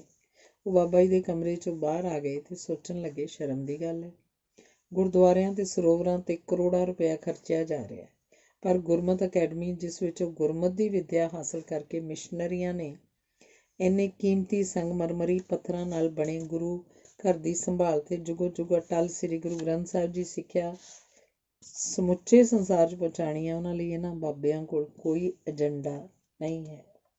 ਧੰਨਵਾਦ। ਅਗਲੀ ਕਹਾਣੀ ਬਦਲਿਆ ਰੁੱਖ। ਮਿਸ ਸਾਵਨ ਕੁਈਨ ਬਣਨ ਦੇ ਅਨੁਰਾਧਾ ਜਸਵਾਲ ਨੇ ਆਪਣੇ ਇੱਕ ਪੱਤਰਕਾਰ ਦੋਸਤ ਨੂੰ ਆਪਣੀ ਰਿਪੋਰਟ ਤਿਆਰ ਕਰਕੇ ਇੱਕ ਪ੍ਰਸਿੱਧ ਪੰਜਾਬੀ ਮੈਗਜ਼ੀਨ 'ਚ ਛਪਾਉਣ ਲਈ ਕਿਹਾ। ਪੱਤਰਕਾਰ ਨੇ ਇੱਕ ਲੰਬੀ ਚੌੜੀ ਰਿਪੋਰਟ ਤਿਆਰ ਕੀਤੀ, ਜਿਸ ਵਿੱਚ ਉਹਨੇ ਅਨੁਰਾਧਾ ਜਸਵਾਲ ਦੇ ਮਿਸ ਸਾਵਨ ਕੁਈਨ ਦਾ ਖਿਤਾਬ ਜਿੱਤਣ ਬਾਰੇ ਬਹੁਤ ਵਧਾ ਚੜ੍ਹਾ ਕੇ ਲਿਖ ਕੇ ਉਹਦੀ ਖੂਬਸੂਰਤੀ ਤੇ ਕਲਾ ਦੇ ਪੁਲ ਬੰਨ੍ਹ ਦਿੱਤੇ। ਜਦੋਂ ਰਿਪੋਰਟ ਹੂਬਹੂ ਮੈਗਜ਼ੀਨ 'ਚ ਛਪ ਗਈ ਤਾਂ ਪੱਤਰਕਾਰ ਦੀ ਖੁਸ਼ੀ ਦਾ ਕੋਈ ਟਿਕਾਣਾ ਨਾ ਰਿਹਾ। ਉਹ ਆਪਣੀ ਇਸ ਪ੍ਰਾਪਤੀ ਦੀ ਖੁਸ਼ੀ 'ਚ ਮੈਗਜ਼ੀਨ ਦੀਆਂ 2 ਕਾਪੀਆਂ ਲੈ ਕੇ ਆਪਣੇ ਸਾਥੀ ਪੱਤਰਕਾਰ ਨਾਲ ਅਨੁਰਾਧਾ ਜਸਵਾਲ ਦੇ ਘਰ ਪਹੁੰਚ ਗਿਆ। ਦਰਵਾਜ਼ੇ 'ਤੇ ਜਾ ਕੇ ਘੰਟੀ ਵਜਾਈ। ਘੰਟੀ ਦੀ ਆਵਾਜ਼ ਸੁਣ ਕੇ ਅਨੁਰਾਧਾ ਬਾਲਕਨੀ 'ਚ ਆਈ। ਅਨੁਰਾਧਾ ਨੂੰ ਦੇਖ ਕੇ ਪੱਤਰਕਾਰ ਨੇ ਮੈਗਜ਼ੀਨ ਹਿਲਾਈ। ਮੈਗਜ਼ੀਨਾਂ ਨੂੰ ਦੇਖ ਕੇ ਅਨੁਰਾਧਾ ਅੰਦਰ ਗਈ ਤੇ ਅੰਦਰੋਂ ਨੌਕਰ ਨੂੰ ਦਰਵਾਜ਼ੇ 'ਤੇ ਜਾ ਕੇ ਮੈਗਜ਼ੀਨ ਲੈ ਕੇ ਆਉਣ ਲਈ ਕਿਹਾ। ਨੌਕਰ ਦਰਵਾਜ਼ੇ 'ਤੇ ਗਿਆ, ਪੱਤਰਕਾਰ ਕੋਲੋਂ ਮੈਗਜ਼ੀਨ ਲਈ ਤੇ ਦਰਵਾਜ਼ਾ ਬੰਦ ਕਰਕੇ ਵਾਪਸ ਅੰਦਰ ਚਲਾ ਗਿਆ। ਪੱਤਰਕਾਰ ਤੇ ਉਹਦਾ ਸਾਥੀ ਕੰਧ ਦੀ ਛਾਂ 'ਚ ਖੜ੍ਹੇ ਅਨੁਰਾਧਾ ਜੈਸਵਾਲ ਦੇ ਇਸ ਬਦਲੇ ਹੋਏ ਰੁੱਖ ਬਾਰੇ ਸੋਚ ਰਹੇ ਸਨ। ਧੰਨਵਾਦ। ਅਗਲੀ ਕਹਾਣੀ ਸੋਚ। ਅਨੀਤਾ ਬੱਸ ਅੱਡੇ 'ਤੇ ਖੜ੍ਹੀ ਬੱਸ ਦੀ ਇੰਤਜ਼ਾਰ ਕਰ ਰਹੀ ਸੀ। ਸਾਹਮਣੇ ਇੱਕ ਮੁੰਡਾ ਰੇਹੜੀ ਵਾਲੇ ਤੋਂ ਕੁਝ ਖਰੀਦ ਰਿਹਾ ਸੀ। ਅਚਾਨਕ ਅਨੀਤਾ ਦੀ ਨਿਗਾਹ ਉਸ ਮੁੰਡੇ 'ਤੇ ਪੈ ਗਈ। ਉਹ ਮਨ ਹੀ ਮਨ ਸੋਚਣ ਲੱਗੀ ਕਿ ਇਸ ਮੁੰਡੇ ਦੀ ਸ਼ਕਲ ਉਹਦੇ ਭਰਾ ਦੀ ਸ਼ਕਲ ਨਾਲ ਮਿਲਦੀ ਜੁਲਦੀ ਹੈ। ਕਾਸ਼ ਇਹ ਵੀ ਉਹਦਾ ਭਰਾ ਹੁੰਦਾ। ਉੱਧਰ ਉਹ ਨੌਜਵਾਨ ਮੁੰਡਾ ਵੀ ਅਨੀਤਾ ਵੱਲ ਹੀ ਵੇਖ ਰਿਹਾ ਸੀ ਤੇ ਸੋਚ ਰਿਹਾ ਸੀ, ਜੇਕਰ ਮੈਂ ਇਸ ਕੁੜੀ ਨਾਲ ਆਪਣੇ ਵਿਆਹ ਦੀ ਗੱਲ ਕਰਾਂ, ਸ਼ਾਇਦ ਇਹ ਮੰਨ ਹੀ ਜਾਵੇ। ਧੰਨਵਾਦ। ਅਗਲੀ ਕਹਾਣੀ ਹੈ ਬਦਲਿਆ ਰੁੱਖ। ਬੱਸ ਵਿੱਚ ਬਹੁਤ ਜ਼ਿਆਦਾ ਭੀੜ ਸੀ। ਬਾਰ-ਬਾਰ ਬ੍ਰੇਕ ਲੱਗਣ ਕਾਰਨ ਨੀਲਮਾ ਆਪਣਾ ਸੰਤੁਲਨ ਗਵਾ ਬੈਠਦੀ ਤੇ ਡਿੱਗਦੀ ਮਸਾਂ ਹੀ ਬਚਦੀ। ਇਹ ਦੇਖ ਕੇ ਨਾਲ ਵਾਲੀ ਸੀਟ 'ਤੇ ਬੈਠੇ ਇੱਕ ਬਜ਼ੁਰਗ ਵਿਅਕਤੀ ਨੇ ਆਪਣੀ ਸੀਟ ਛੱਡ ਦਿੱਤੀ ਤੇ ਕਿਹਾ, ਧੀਏ ਇੱਥੇ ਬੈਠ ਜਾ। ਨੀਲਮਾ ਬੈਠ ਗਈ ਤੇ ਬਜ਼ੁਰਗ ਖੜਾ ਹੋ ਗਿਆ। ਅਗਲੇ ਬੱਸ ਸਟਾਪ 'ਤੇ ਬੱਸ ਇੱਕਦਮ ਝਟਕੇ ਨਾਲ ਰੁਕੀ ਤਾਂ ਨਾਲ ਖੜਾ ਉਹੀ ਬਜ਼ੁਰਗ ਵਿਅਕਤੀ ਇੱਕਦਮ ਡਿੱਗਣ ਵਾਲਾ ਹੋ ਗਿਆ। ਇਸ 'ਤੇ ਨੀਲਮਾ ਬੋਲ ਉੱਠੀ, ਬਾਬਾ ਠੀਕ ਤਰ੍ਹਾਂ ਹੋ ਕੇ ਖੜ ਜਾ, ਉੱਪਰ ਕਾਹਤੋਂ ਡਿੱਗੀ ਜਾਂਦਾ? ਨੀਲਮਾ ਦੇ ਇਸ ਬਦਲੇ ਰੁੱਖ ਨੂੰ ਦੇਖ ਕੇ ਉਹ ਬਜ਼ੁਰਗ ਵਿਅਕਤੀ ਡੌਰ ਭੌਰ ਹੋਇਆ ਉਸ ਵੱਲ ਦੇਖ ਰਿਹਾ ਸੀ। ਧੰਨਵਾਦ।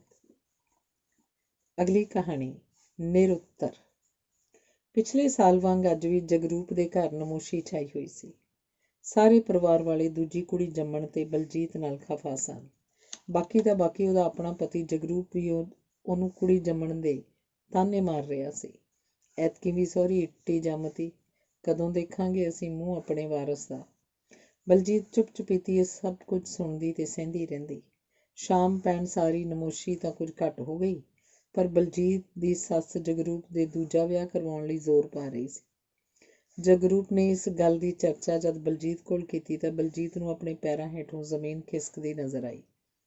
ਹੁਣ ਉਹ ਤੁਰਿਆ ਨਾ ਗਿਆ ਤੇ ਆਪਣੇ ਆਪ ਨੂੰ ਸੰਭਾਲਦੇ ਹੋਏ ਬੋਲੀ, ਠੀਕ ਹੈ, ਜੇਕਰ ਮਾਂ ਜੀ ਕਹਿੰਦੇ ਆ ਤਾਂ ਕਰਵਾ ਲਓ ਦੂਜਾ ਵਿਆਹ, ਪਰ ਇਹਦੀ ਕੀ ਗਰੰਟੀ ਹੈ ਬਈ ਦੂਜੀ ਆ ਕੇ ਮੁੰਡਾ ਹੀ ਜੰਮੂ? ਇਹਦਾ ਜਗਰੂਪ ਕੋਲ ਕੋਈ ਉੱਤਰ ਨਹੀਂ ਸੀ। ਉਹ ਨਿਰੁੱਤਰ ਹੋ ਕੇ ਕਮਰੇ ਚੋਂ ਬਾਹਰ ਹੋ ਗਿਆ। ਧੰਨਵਾਦ। ਅਗਲੀ ਕਹਾਣੀ ਪੁੰਨ ਪਾਪ। ਨੀ ਧੀਏ, ਪਾਣੀ ਦਾ ਗਲਾਸ ਤਾਂ ਨਹੀਂ। ਆਹ ਔਂਤਰੀ ਖੰਘ ਜਦੋਂ ਛਿੜਦੀ ਹੈ ਹਟਣ ਦਾ ਨਾਂ ਹੀ ਨਹੀਂ ਲੈਂਦੀ। ਬਚਨੋਂ ਨੇ ਆਪਣੀ ਨੂੰਹ ਗੁਰਮੀਤ ਨੂੰ ਆਵਾਜ਼ ਮਾਰਦੀ ਹੋਈ ਕਿਹਾ, ਦੇ ਦਿੰਨੀ ਆ ਪਾਣੀ, ਕਿਤੇ ਭੱਜੀ ਤਾਂ ਨਹੀਂ ਜਾਂਦੀ, ਕੰਮ ਤਾਂ ਮੁਕਾ ਲੈਣ ਦੇ, ਅਜੇ ਸਾਰਾ ਘਰ ਸੰਭਰਾਉਣ ਨੂੰ ਪਿਆ, ਭਾਂਡੇ ਮਾਂਜਣ ਨੂੰ ਪਏ ਨੇ, ਤੇ ਫਿਰ ਮੈਂ ਕਲਰ ਵਾਲੇ ਸੰਤਾਂ ਦੇ ਦੀਵਾਨ ਸੁਣਨ ਵੀ ਜਾਣਾ। ਜੇ ਸੇਵਾ ਕਰੂੰਗੀ ਤਾਂ ਹੀ ਪੁੰਨ ਮਿਲੂ। ਗੁਰਮੀਤ ਆਪਣੇ ਮੂੰਹ ਅੰਦਰ ਹੀ ਬੁੜਬੁੜ ਕਰਦੀ ਆਪਣੇ ਕੰਮ ਕਰਦੀ ਰਹੀ। ਬਚਨੋਂ ਨੇ ਫਿਰ ਸਾਹ ਹੋਈ ਨੇ ਕਿਹਾ, ਧੀਏ ਕੰਮ ਫੇਰ ਕਰ ਲਈ, ਮੇਰੀ ਤਾਂ ਜਾਨ ਨਿਕਲਦੀ ਜਾਂਦੀ ਹੈ, ਘੁੱਟ ਪਾਣੀ ਤਾਂ ਮੰਗਿਆ। ਮੈਥੋਂ ਨਹੀਂ ਦੇ ਹੁੰਦਾ ਪਾਣੀ, ਜੇ ਬਹੁਤੀ ਕਾਹਲੀ ਆਪੇ ਉੱਠ ਕੇ ਲੈ ਲੈ, ਜਦੋਂ ਕਿਤੇ ਜਾਣਾ ਹੁੰਦਾ ਇਹਦੇ ਹੀ ਸਿਆਪੇ ਨਹੀਂ ਮੁੱਕਦੇ। ਕਹਿੰਦੀ ਹੋਈ ਗੁਰਮੀਤ ਸੰਤਾਂ ਦੇ ਜਾਣ ਦੀ ਤਿਆਰੀ ਕਰਦੀ ਰਹੀ। ਸ਼ਾਇਦ ਉਹ ਪੁੰਨ ਤੇ ਪਾਪ ਦੇ ਫਰਕ ਤੋਂ ਨਾ ਵਾਕਫ ਸੀ। ਅਗਲੀ ਕਹਾਣੀ ਫਰਕ। ਆਪਣੇ ਪੁੱਤਰ ਗੁਰਕੀਰਤ ਦੇ ਵਿਆਹ ਤੋਂ ਕੁਝ ਦਿਨਾਂ ਬਾਅਦ ਹੀ ਬਚਨੀ ਨੇ ਆਪਣੀ ਨੂੰਹ ਕੁਲਵਿੰਦਰ ਨਾਲ ਬੁਰਾ ਸਲੂਕ ਕਰਨਾ ਸ਼ੁਰੂ ਕਰ ਦਿੱਤਾ ਸੀ। ਉਹ ਹਰ ਵੇਲੇ ਕੁਲਵਿੰਦਰ ਨੂੰ ਤਾਨੇ ਮਿਹਣੇ ਮਾਰਦੀ ਰਹਿੰਦੀ। ਇੱਕ ਦਿਨ ਕੁਲਵਿੰਦਰ ਨੇ ਆਪਣੀ ਸੱਸ ਬਚਨੀ ਨੂੰ ਇੱਕ ਗੁਆਂਢਣ ਕੋਲ ਚੁਗਲੀਆਂ ਕਰਦੀ ਨੂੰ ਸੁਣ ਲਿਆ। ਬਚਨੀ ਕਹਿ ਰਹੀ ਸੀ, ਜਿੱਦਣ ਦੀ ਨੂੰਹ ਘਰ ਆਈ ਹੈ, ਘਰ ਦੀ ਮਾਲਕਣ ਬਣ ਬੈਠੀ ਹੈ। ਆਪਣੀ ਪੇਟੀ 'ਚ ਤਾਂ ਝੋਲਾ ਤੱਕ ਵੀ ਨਹੀਂ ਕੱਢਦੀ, ਹਰ ਵੇਲੇ ਪੇਟੀ ਨੂੰ ਸਿਰ ਪੱਕੇ ਦਾ ਜਿੰਦਾ ਲਾਈ ਰੱਖਦੀ ਹੈ। ਮੇਰੀਆਂ ਬਣਾਈਆਂ ਸਾਰੀਆਂ ਚੀਜ਼ਾਂ 'ਤੇ ਕਬਜ਼ਾ ਕਰੀ ਬੈਠੀ ਹੈ। ਸੁਣ ਕੇ ਕੁਲਵਿੰਦਰ ਦਾ ਜੀਅ ਖਰਾਬ ਹੋ ਗਿਆ, ਪਰ ਉਹ ਬੋਲੀ ਕੁਝ ਨਾ, ਚੁੱਪਚਾਪ ਘਰ ਆ ਗਈ। ਥੋੜੇ ਦਿਨਾਂ ਪਿੱਛੇ ਬਚਨੀ ਦੀ ਵਿਆਹੀ ਹੋਈ ਕੁੜੀ ਆ। ਰਾਤ ਨੂੰ ਮਾਂ ਧੀ ਦੀਆਂ ਗੱਲਾਂ ਫੇਰ ਕੁਲਵਿੰਦਰ ਦੇ ਕੰਨੀ ਪੈ ਗਈਆਂ। ਮਾਂ ਕਹਿ ਰਹੀ ਸੀ, ਧੀਏ ਆਪਣਾ ਦਾਜ ਦਾ ਸਮਾਨ ਸਾਂਭ ਕੇ ਰੱਖੀ, ਕਿਸੇ ਨੂੰ ਕੋਈ ਚੀਜ਼ ਛੇਤੀ ਦੇਣੀ ਕੱਢ ਕੇ ਨਾ ਦਈ, ਪਏ ਭੌਂਕੀ ਜਾਣ। ਹੁਣ ਕੁਲਵਿੰਦਰ ਨੂੰ ਧੀ ਤੇ ਨੂੰਹ ਦੇ ਰਿਸ਼ਤੇ ਵਿਚਲੇ ਫਰਕ ਦਾ ਪਤਾ ਲੱਗ ਚੁੱਕਾ ਸੀ। ਅਗਲੀ ਕਹਾਣੀ ਆਸ। ਨਵਿਤਾ ਤੇ ਮੁਨੀਸ਼ ਆਪਸ ਵਿੱਚ ਬਹੁਤ ਪਿਆਰ ਕਰਦੇ ਸਨ, ਇੱਥੋਂ ਤੱਕ ਕਿ ਇੱਕ ਦੂਜੇ ਨਾਲ ਵਿਆਹ ਕਰਵਾਉਣ ਦਾ ਵਾਅਦਾ ਵੀ ਕਰ ਚੁੱਕੇ ਸਨ। ਇੱਕ ਦਿਨ ਮੁਨੀਸ਼ ਨੂੰ ਕੰਮ ਦੇ ਸਿਲਸਿਲੇ 'ਚ ਆਪਣੇ ਘਰ ਤੋਂ ਦੂਰ ਇੱਕ ਅਣਜਾਣੀ ਥਾਂ 'ਤੇ ਜਾਣਾ ਪੈ ਗਿਆ। ਕਾਫੀ ਸਮਾਂ ਬੀਤ ਗਿਆ, ਮੁਨੀਸ਼ ਵਾਪਸ ਨਾ ਆਇਆ। ਇਸ ਸਮੇਂ ਦੌਰਾਨ ਘਰਦਿਆਂ ਨੇ ਨਵਿਤਾ ਦਾ ਵਿਆਹ ਕਿਸੇ ਹੋਰ ਥਾਂ ਕਰ ਦਿੱਤਾ। ਨਵਿਤਾ ਦੀ ਵਿਆਹੁਤਾ ਜ਼ਿੰਦਗੀ 'ਚ ਉਦੋਂ ਇੱਕ ਤੂਫਾਨ ਆਇਆ ਜਦੋਂ ਅਚਾਨਕ ਮੁਨੀਸ਼ ਦਾ ਲਿਖਿਆ ਇੱਕ ਖੱਤ ਉਹਨੂੰ ਮਿਲਿਆ। ਮੁਨੀਸ਼ ਨੇ ਖੱਤ 'ਚ ਲਿਖਿਆ ਸੀ, ਨਵਿਤਾ, ਮੈਂ ਇੱਥੇ ਕੇਸ 'ਚ ਬੁਰੀ ਤਰ੍ਹਾਂ ਫਸ ਗਿਆ ਸੀ, ਕਿਸੇ ਨੇ ਧੋਖੇ ਨਾਲ ਮੈਨੂੰ ਫਸਾ ਦਿੱਤਾ ਸੀ, ਹੁਣ ਮੈਂ ਜਲਦੀ ਆ ਰਿਹਾ, ਮੈਨੂੰ ਆਸ ਹੈ ਕਿ ਤੂੰ ਮੇਰਾ ਇੰਤਜ਼ਾਰ ਕਰ ਰਹੀ ਹੋਏਂਗੀ। ਖੱਤ ਪੜ੍ਹਨ ਉਪਰੰਤ ਨਵਿਤਾ ਡੌਰ ਭੌਰ ਹੋਈ ਕਦੇ ਆਪਣੇ ਵੱਲ ਤੇ ਕਦੇ ਖੱਤ 'ਚ ਲਿਖੇ ਸ਼ਬਦ ਆਸ ਵੱਲ ਦੇਖ ਰਹੀ ਸੀ। ਧੰਨਵਾਦ। ਅਗਲੀ ਕਹਾਣੀ ਹੈ ਗੁਲਾਮ। ਸੰਦੀਪ ਇੱਕ ਪਬਲਿਕ ਸਕੂਲ 'ਚ ਅਧਿਆਪਕਾ ਵਜੋਂ ਕੰਮ ਕਰਦੀ ਸੀ। ਇੱਕ ਦਿਨ ਉਹਦਾ ਸਕੂਲ ਵਿੱਚ ਪ੍ਰਿੰਸੀਪਲ ਦੀ ਜਨਾਨੀ ਨਾਲ ਝਗੜਾ ਹੋ ਗਿਆ। ਗਲਤੀ ਪ੍ਰਿੰਸੀਪਲ ਦੀ ਘਰਵਾਲੀ ਦੀ ਸੀ। ਮਾਮੂਲੀ ਕਿਤਾਬਾਂ ਦੀ ਗੱਲ ਸੀ, ਤੂੰ ਮੈਂ ਹੁੰਦੀ ਰਹੀ। ਪ੍ਰਿੰਸੀਪਲ ਦੀ ਜਨਾਨੀ ਨੇ ਸੰਦੀਪ ਨੂੰ ਕੱਲ੍ਹ ਤੋਂ ਸਕੂਲ ਨਾ ਆਉਣ ਲਈ ਕਹਿ ਦਿੱਤਾ। ਸੰਦੀਪ ਕੋਲੋਂ ਉਹਦਾ ਅਜਿਹਾ ਵਤੀਰਾ ਸਹਾਰਿਆ ਨਾ ਗਿਆ। ਉਹ ਇਹ ਸੋਚਦੀ ਹੋਈ ਕਿ ਪ੍ਰਿੰਸੀਪਲ ਦੀ ਜਨਾਨੀ ਨੂੰ ਇਸ ਤਰ੍ਹਾਂ ਕਹਿਣ ਦਾ ਕੋਈ ਹੱਕ ਨਹੀਂ ਸੀ। ਉਹ ਤਾਂ ਕੇਵਲ 10 ਜਮਾਤਾਂ ਹੀ ਪਾਸ ਹੈ ਤੇ ਸਕੂਲ 'ਚ ਕੇਵਲ ਕਾਪੀਆਂ ਕਿਤਾਬਾਂ ਤੇ ਫੀਸਾਂ ਦਾ ਹੀ ਹਿਸਾਬ ਕਿਤਾਬ ਰੱਖਣ ਦੀ ਜ਼ਿੰਮੇਵਾਰ ਸੀ। ਅਧਿਆਪਕਾਂ ਦੇ ਕੰਮਕਾਜ 'ਚ ਉਹਨੂੰ ਦਖਲ-ਅੰਦਾਜ਼ੀ ਨਹੀਂ ਸੀ ਕਰਨੀ ਚਾਹੀਦੀ। ਆਪਣੀ ਕਲਾਸ 'ਚ ਚਲੀ ਗਈ। ਛੁੱਟੀ ਤੋਂ ਬਾਅਦ ਜਦੋਂ ਦਫ਼ਤਰ 'ਚ ਗਈ ਤਾਂ ਉਹਨੂੰ ਪ੍ਰਿੰਸੀਪਲ ਦਾ ਵਤੀਰਾ ਵੀ ਬਦਲਿਆ ਹੋਇਆ ਲੱਗਿਆ। ਪ੍ਰਿੰਸੀਪਲ ਦੇ ਬਦਲੇ ਰੁੱਖ ਨੂੰ ਦੇਖ ਕੇ ਸੰਦੀਪ ਸੋਚ ਰਹੀ ਸੀ, ਪੜ੍ਹਿਆ ਲਿਖਿਆ ਇਨਸਾਨ ਵੀ ਕਿਸ ਹੱਦ ਤੱਕ ਗੁਲਾਮ ਬਣ ਸਕਦਾ ਹੈ। ਇੱਕ ਮਾਮੂਲੀ 10ਵੀਂ ਪਾਸ ਆਪਣੀ ਜਨਾਨੀ ਦਾ, ਜਿਹਨੂੰ ਸਮਾਜ ਵਿੱਚ ਵਿਚਰਨ ਦਾ ਕੋਈ ਚੱਜ ਵੀ ਨਹੀਂ ਸੀ ਆਉਂਦਾ। ਇਹ ਸੋਚਦੀ ਹੋਈ ਉਹ ਬਿਨਾਂ ਕੁਝ ਕਹੇ ਦਫ਼ਤਰੋਂ ਬਾਹਰ ਚਲੀ ਗਈ ਤੇ ਮੁੜ ਸਕੂਲ ਅੰਦਰ ਪੈਰ ਨਾ ਪਾਇਆ। ਧੰਨਵਾਦ। ਅਗਲੀ ਕਹਾਣੀ ਹੈ ਪਰਿਵਰਤਨ। ਪਿੰਡ ਦੇ ਪ੍ਰਾਇਮਰੀ ਸਕੂਲ ਦੇ ਵਿਹੜੇ 'ਚ ਬੈਠੀ ਮਾਸਟਰਨੀ ਬੱਚਿਆਂ ਨੂੰ ਪੜ੍ਹਾ ਰਹੀ ਸੀ। ਕੋਲ ਖੜੇ ਕਾਪੀ ਚੈੱਕ ਕਰਵਾਉਣ ਆਏ ਗੁਰਿੰਦਰ ਤੋਂ ਉਹਨੇ ਪੁੱਛਿਆ, ਤੂੰ ਕਿਹਨਾਂ ਦਾ ਮੁੰਡਾ ਹੈ? ਜੀ ਜੱਟਾਂ ਦਾ, ਗੁਰਿੰਦਰ ਨੇ ਜਵਾਬ 'ਚ ਕਿਹਾ। ਫਿਰ ਤਾਂ ਤੁਹਾਡੇ ਘਰ ਮੱਝਾਂ ਵੀ ਹੋਣਗੀਆਂ? ਜੀ ਹਾਂ, ਉਹਨੇ ਸਿਰ ਹਿਲਾਉਂਦਿਆਂ ਕਿਹਾ। ਦੁੱਧ ਤਾਂ ਫਿਰ ਘਰ ਦਾ ਹੀ ਹੋਣਾ ਹੈ? ਮਾਸਟਰਨੀ ਨੇ ਬੜੀ ਚਲਾਕੀ ਨਾਲ ਪੁੱਛਿਆ। ਜੀ ਨਹੀਂ, ਅਜੇ ਉਹ ਦੁੱਧ ਨਹੀਂ ਦਿੰਦੀਆਂ। ਕਿਉਂ? ਜੀ ਮੱਝਾਂ ਸੂਣ ਵਾਲੀਆਂ ਨੇ। ਗੁਰਿੰਦਰ ਦੇ ਇਹ ਸ਼ਬਦ ਸੁਣ ਕੇ ਮਾਸਟਰਨੀ ਦੇ ਮੱਥੇ 'ਤੇ ਤਿਉੜੀਆਂ ਪੈ ਗਈਆਂ। ਕੁਝ ਦੇਰ ਕਾਪੀ ਦੇ ਵਰਕੇ ਇੱਧਰ ਉੱਧਰ ਕਰਨ ਬਾਅਦ ਉਹਨੇ ਕੋਲ ਖੜੇ ਗੁਰਿੰਦਰ ਦੇ ਮੂੰਹ 'ਤੇ ਤਾੜ ਕਰਦੀ ਚਪੇੜ ਜੜਤੀ ਤੇ ਕਿਹਾ, ਜਦੋਂ ਮੈਂ ਲਿਖਾਉਣੀ ਹੁੰਦੀ ਹਾਂ ਤੇਰਾ ਧਿਆਨ ਕਿੱਧਰ ਹੁੰਦਾ? ਸਾਰੀ ਦੀ ਸਾਰੀ ਕਾਪੀ ਗਲਤ ਲਿਖੀ ਹੋਈ ਹੈ। ਚਪੇੜ ਵੱਜਣ ਸਾਰ ਗੁਰਿੰਦਰ ਡੁਸਕਦਾ ਹੋਇਆ ਆਪਣੀ ਸੀਟ 'ਤੇ ਜਾ ਬੈਠਾ ਤੇ ਮਾਸਟਰਨੀ ਦੇ ਇਸ ਅਚਾਨਕ ਪਰਿਵਰਤਨ ਨੂੰ ਵੇਖ ਕੇ ਸੋਚ ਰਿਹਾ ਸੀ ਕਿ ਇਹ ਚਪੇੜ ਉਹਦੇ ਗਲਤ ਕੰਮ ਕਰਨ ਬਦਲੇ ਜਾਂ ਘਰ ਵਿੱਚ ਦੁੱਧ ਨਾ ਹੋਣ ਬਦਲੇ ਪਈ ਹੈ। ਧੰਨਵਾਦ। ਅਗਲੀ ਕਹਾਣੀ ਹੈ ਦੋਸਤੀ। ਹਰਜੀਤ ਆਪਣੇ ਗਰੀਬ ਮਾਂ-ਬਾਪ ਦਾ ਇੱਕ ਹੋਣਹਾਰ ਬੇਟਾ ਸੀ। ਉਹਦਾ ਦੋਸਤ ਗੁਰਪ੍ਰੀਤ ਉਸ ਨਾਲ ਬਹੁਤ ਹਮਦਰਦੀ ਕਰਦਾ ਸੀ। ਉਹ ਦੋਵੇਂ ਇੱਕੋ ਸਕੂਲ 'ਚ ਪੜ੍ਹਦੇ ਸਨ। ਦੋਸਤੀ ਦੇ ਨਾਤੇ ਗੁਰਪ੍ਰੀਤ ਦਾ ਉਹਦੇ ਘਰ ਆਉਣਾ ਜਾਣਾ ਕਾਫੀ ਵੱਧ ਗਿਆ ਸੀ। ਗੁਰਪ੍ਰੀਤ ਉਹਦੀ ਗੈਰ ਹਾਜ਼ਰੀ ਵਿੱਚ ਵੀ ਉਹਦੇ ਘਰ ਆ ਜਾਂਦਾ। ਹਰਜੀਤ ਦੀ ਇੱਕ ਭੈਣ ਵੀ ਸੀ ਜਿਹੜੀ 10ਵੀਂ ਜਮਾਤ 'ਚ ਪੜ੍ਹਦੀ ਸੀ। ਹਰਜੀਤ ਹਮੇਸ਼ਾ ਗੁਰਪ੍ਰੀਤ ਨੂੰ ਦੋਸਤੀ ਵਾਲੀ ਨਜ਼ਰ ਨਾਲ ਦੇਖਦਾ ਸੀ। ਉਹਨੂੰ ਇਸ ਗੱਲ ਦਾ ਉੱਕਾ ਹੀ ਖਿਆਲ ਨਹੀਂ ਸੀ ਕਿ ਗੁਰਪ੍ਰੀਤ ਉਹਦੀ ਦੋਸਤੀ ਕਰਕੇ ਉਹਦੇ ਘਰ ਨਹੀਂ ਆਉਂਦਾ, ਬਲਕਿ ਉਹਦੀ ਭੈਣ 'ਤੇ ਨਜ਼ਰ ਮਾੜੀ ਸੀ। ਇੱਕ ਦਿਨ ਜਦੋਂ ਹਰਜੀਤ ਕਿਸੇ ਕੰਮ ਲਈ ਕੁਝ ਦਿਨਾਂ ਵਾਸਤੇ ਬਾਹਰ ਗਿਆ ਹੋਇਆ ਸੀ ਤਾਂ ਗੁਰਪ੍ਰੀਤ ਅਤੇ ਉਹਦੀ ਭੈਣ ਦੀ ਗਿੱਟਮਿੱਟ ਹੋ ਗਈ ਤੇ ਕੁਝ ਸਮੇਂ ਬਾਅਦ ਉਹ ਦੋਨੋਂ ਘਰੋਂ ਖਿਸਕ ਗਏ। ਇਸ ਬੇਸ਼ਰਮੀ ਵਾਲੀ ਘਟਨਾ ਦੀ ਭਿਣਕ ਪੈਣ 'ਤੇ ਹਰਜੀਤ ਨੂੰ ਆਪਣੇ 'ਤੇ ਅੰਤਾਂ ਦਾ ਗੁੱਸਾ ਆ ਰਿਹਾ ਸੀ। ਇਸ ਘਟਨਾ ਲਈ ਉਹ ਆਪਣੇ ਆਪ ਨੂੰ ਕਸੂਰਵਾਰ ਸਮਝ ਰਿਹਾ ਸੀ। ਉਹ ਪਛਤਾ ਰਿਹਾ ਸੀ ਉਸ ਘੜੀ ਨੂੰ ਯਾਦ ਕਰਕੇ ਜਿਸ ਘੜੀ ਉਹ ਗੁਰਪ੍ਰੀਤ ਨੂੰ ਆਪਣੇ ਘਰ ਲਿਆਇਆ ਸੀ। ਉਹਨੂੰ ਇਸ ਗਮ ਨੇ ਘੇਰ ਲਿਆ ਸੀ ਕਿ ਇੱਕ ਦੋਸਤ ਨੇ ਦੋਸਤ-ਨੁਮਾ ਦੁਸ਼ਮਣ ਬਣ ਕੇ ਉਸ ਨਾਲ ਵਿਸ਼ਵਾਸਘਾਤ ਕੀਤਾ ਹੈ। ਧੰਨਵਾਦ। ਅਗਲੀ ਕਹਾਣੀ ਹੈ ਗੁਰਸਿੱਖੀ। ਆ ਵੀ ਲੰਬੜਦਾਰਾ, ਕੀ ਹਾਲ ਹੈ? ਦੂਰੋਂ ਆਉਂਦੇ ਬਿਸ਼ਨੇ ਨੇ ਬਚਨੇ ਲੰਬੜਦਾਰ ਨੂੰ ਕਿਹਾ। ਹਾਲ ਤਾਂ ਠੀਕ ਹੈ ਬਿਸ਼ਨਿਆ, ਸੁਣਿਆ ਬਈ ਕਰਤਾਰੇ ਕਾਲੀ ਨੇ ਆਪਣੀ ਧੀ ਦਾ ਵਿਆਹ ਗੁਰਸਿੱਖੀ ਰੀਤਾਂ ਨਾਲ ਕਰਿਆ। ਹਾਂ ਸੁਣਿਆ ਤਾਂ ਮੈਂ ਵੀ ਇਹੋ ਹੈ, ਬਿਸ਼ਨੇ ਨੇ ਹਾਂ ਛਾਂ ਮਿਲਾਉਂਦੇ ਕਿਹਾ। ਪਰ ਬਚਨਿਆ, ਤੂੰ ਇਹ ਕਿਵੇਂ ਕਹਿ ਸਕਦਾ ਹੈ ਕਿ ਇਹ ਗੁਰਸਿੱਖੀ ਰਵਾਇਤਾਂ ਨਾਲ ਹੋਇਆ? ਉਹ ਮਖਾ ਕਹਿਣਾ ਕੀ ਆ, ਸੁਣਿਆ ਹੀ ਹੈ ਵੀ ਨੰਦਾਂ 'ਤੇ ਬੈਠਣ ਲੱਗਿਆ ਕੁੜੀ ਨੇ ਜਮਾ ਹੀ ਅਛਣੇ ਪਛਣੇ ਨਹੀਂ ਲਾਏ। ਬੰਗੂਆਂ ਨੂੰ ਵੀ ਮੁੰਡਿਆਂ ਨੇ ਕੋਈ ਹਾਰ ਸ਼ਿੰਗਾਰ ਬਿੰਦੀ ਸੁਰਖੀ ਨਹੀਂ ਲਾਉਣ ਤੀ। ਅੱਛਾ ਬਚਨੇ, ਕੰਨਿਆਦਾਨ ਤਾਂ ਹੋ ਗਿਆ, ਪਰ ਕੰਨਿਆਦਾਨ ਤੋਂ ਬਾਅਦ 100 ਮੁਰਗਿਆਂ ਤੇ 2 ਬੱਕਰਿਆਂ ਦਾ ਬਲੀਦਾਨ ਸ਼ਰਾਬ ਆਦਿ, ਇਸ ਬਾਰੇ ਤੇਰਾ ਕੀ ਵਿਚਾਰ ਹੈ? ਇਹ ਸੁਣ ਕੇ ਲੰਬੜਦਾਰ ਚਿੱਥਾ ਜਿਹਾ ਪੈ ਗਿਆ। ਬਿਸ਼ਨ ਸਿਆਂ, ਆਹ ਤਾਂ ਭਾਈ ਉੱਪਰ ਵਾਲਾ ਹੀ ਜਾਣਦਾ ਹੈ, ਕਹਿ ਕੇ ਅੱਗੇ ਤੁਰ ਪਿਆ। ਧੰਨਵਾਦ। ਅਗਲੀ ਕਹਾਣੀ ਹੈ ਚੁੰਨੀ। ਚਰਨਜੀਤ ਚੁੱਪਚਾਪ ਬੱਸ 'ਚ ਬੈਠੀ ਸੀ। ਉਹਦੀ ਨਿਗਾਹ ਬਾਰੀ ਤੋਂ ਬਾਹਰ ਕਿਤੇ ਦੂਰ ਟਿਕੀ ਹੋਈ ਸੀ। ਸ਼ਾਇਦ ਉਹ ਅਤੀਤ ਦੀਆਂ ਯਾਦਾਂ 'ਚ ਖੋਈ ਹੋਈ ਸੀ। ਉਹਨੂੰ ਪਤਾ ਹੀ ਨਾ ਲੱਗਾ ਕਦੋਂ ਉਹਦੀ ਚੁੰਨੀ ਉਹਦੇ ਸਿਰ ਤੋਂ ਲੈ ਗਈ। ਬਹੁਤ ਦੇਰ ਤੱਕ ਉਸੇ ਤਰ੍ਹਾਂ ਬੈਠੀ ਰਹੀ। ਉਹਦੀ ਬਰਾਬਰ ਵਾਲੀ ਸੀਟ 'ਤੇ ਬੈਠਾ ਭਰਵੀਂ ਦਾੜ੍ਹੀ ਵਾਲਾ ਇੱਕ ਸਿੱਖ ਨੌਜਵਾਨ ਕਾਫੀ ਦੇਰ ਤੋਂ ਉਸ ਵੱਲ ਹੀ ਵੇਖ ਰਿਹਾ ਸੀ। ਚਰਨਜੀਤ ਦੀ ਸਿਰੋਂ ਚੁੰਨੀ ਲਈ ਦੇਖ ਕੇ ਉਸ ਨੌਜਵਾਨ ਨੇ ਕਿਹਾ, ਬੀਬੀ ਚੁੰਨੀ ਸਿਰ 'ਤੇ ਲੈ ਲੈ। ਉਪਰੋਕਤ ਸ਼ਬਦ ਸੁਣ ਕੇ ਚਰਨਜੀਤ ਇੱਕਦਮ ਤਰਬਕ ਪਈ ਤੇ ਸੰਭਲ ਕੇ ਬੈਠ ਗਈ। ਫਿਰ ਉਸ ਨੌਜਵਾਨ ਵੱਲ ਵੇਖਣ ਲੱਗ ਪਈ ਜਿਹੜਾ ਕਿ ਉਮਰ 'ਚ ਉਸ ਨਾਲੋਂ ਕਾਫੀ ਛੋਟਾ ਸੀ।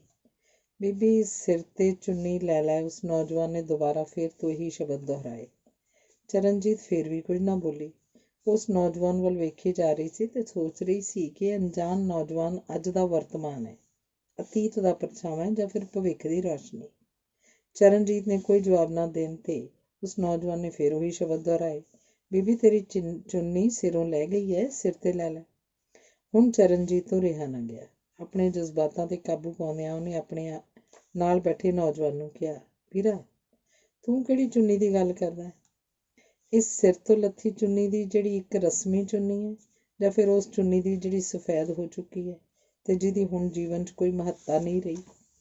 ਕਿੰਨਾ ਚੰਗਾ ਹੁੰਦਾ ਜੇ ਤੂੰ ਉਹਨਾਂ ਸਫੈਦ ਹੋ ਚੁੱਕੀਆਂ ਚੁੰਨੀਆਂ ਦੀ ਗੱਲ ਕਰਦਾ, ਜਿਹੜੀਆਂ ਚਰੋਕਣੀਆਂ ਸਿਰਾਂ ਤੋਂ ਲੈ ਚੁੱਕੀਆਂ ਨੇ, ਜਿਨ੍ਹਾਂ ਦੇ ਸਿਰਾਂ ਤੋਂ ਲੈ ਜਾਣ ਕਰਕੇ ਕੇਵਲ ਸਾਡਾ ਸਿਰ ਹੀ ਨੰਗਾ ਨਹੀਂ ਹੋਇਆ, ਬਲਕਿ ਉਮਰਾਂ ਦਾ ਨੰਗੇਜ਼ ਸਾਡੇ ਪੱਲੇ ਪੈ ਗਿਆ, ਤੇ ਜਿਨ੍ਹਾਂ ਦੇ ਅੱਜ ਸਿਰਾਂ ਤੋਂ ਲਹਿਣ ਕਰਕੇ ਸਾਡੇ ਅਰਮਾਨਾਂ ਦਾ ਖੂਨ ਹੋ ਗਿਆ।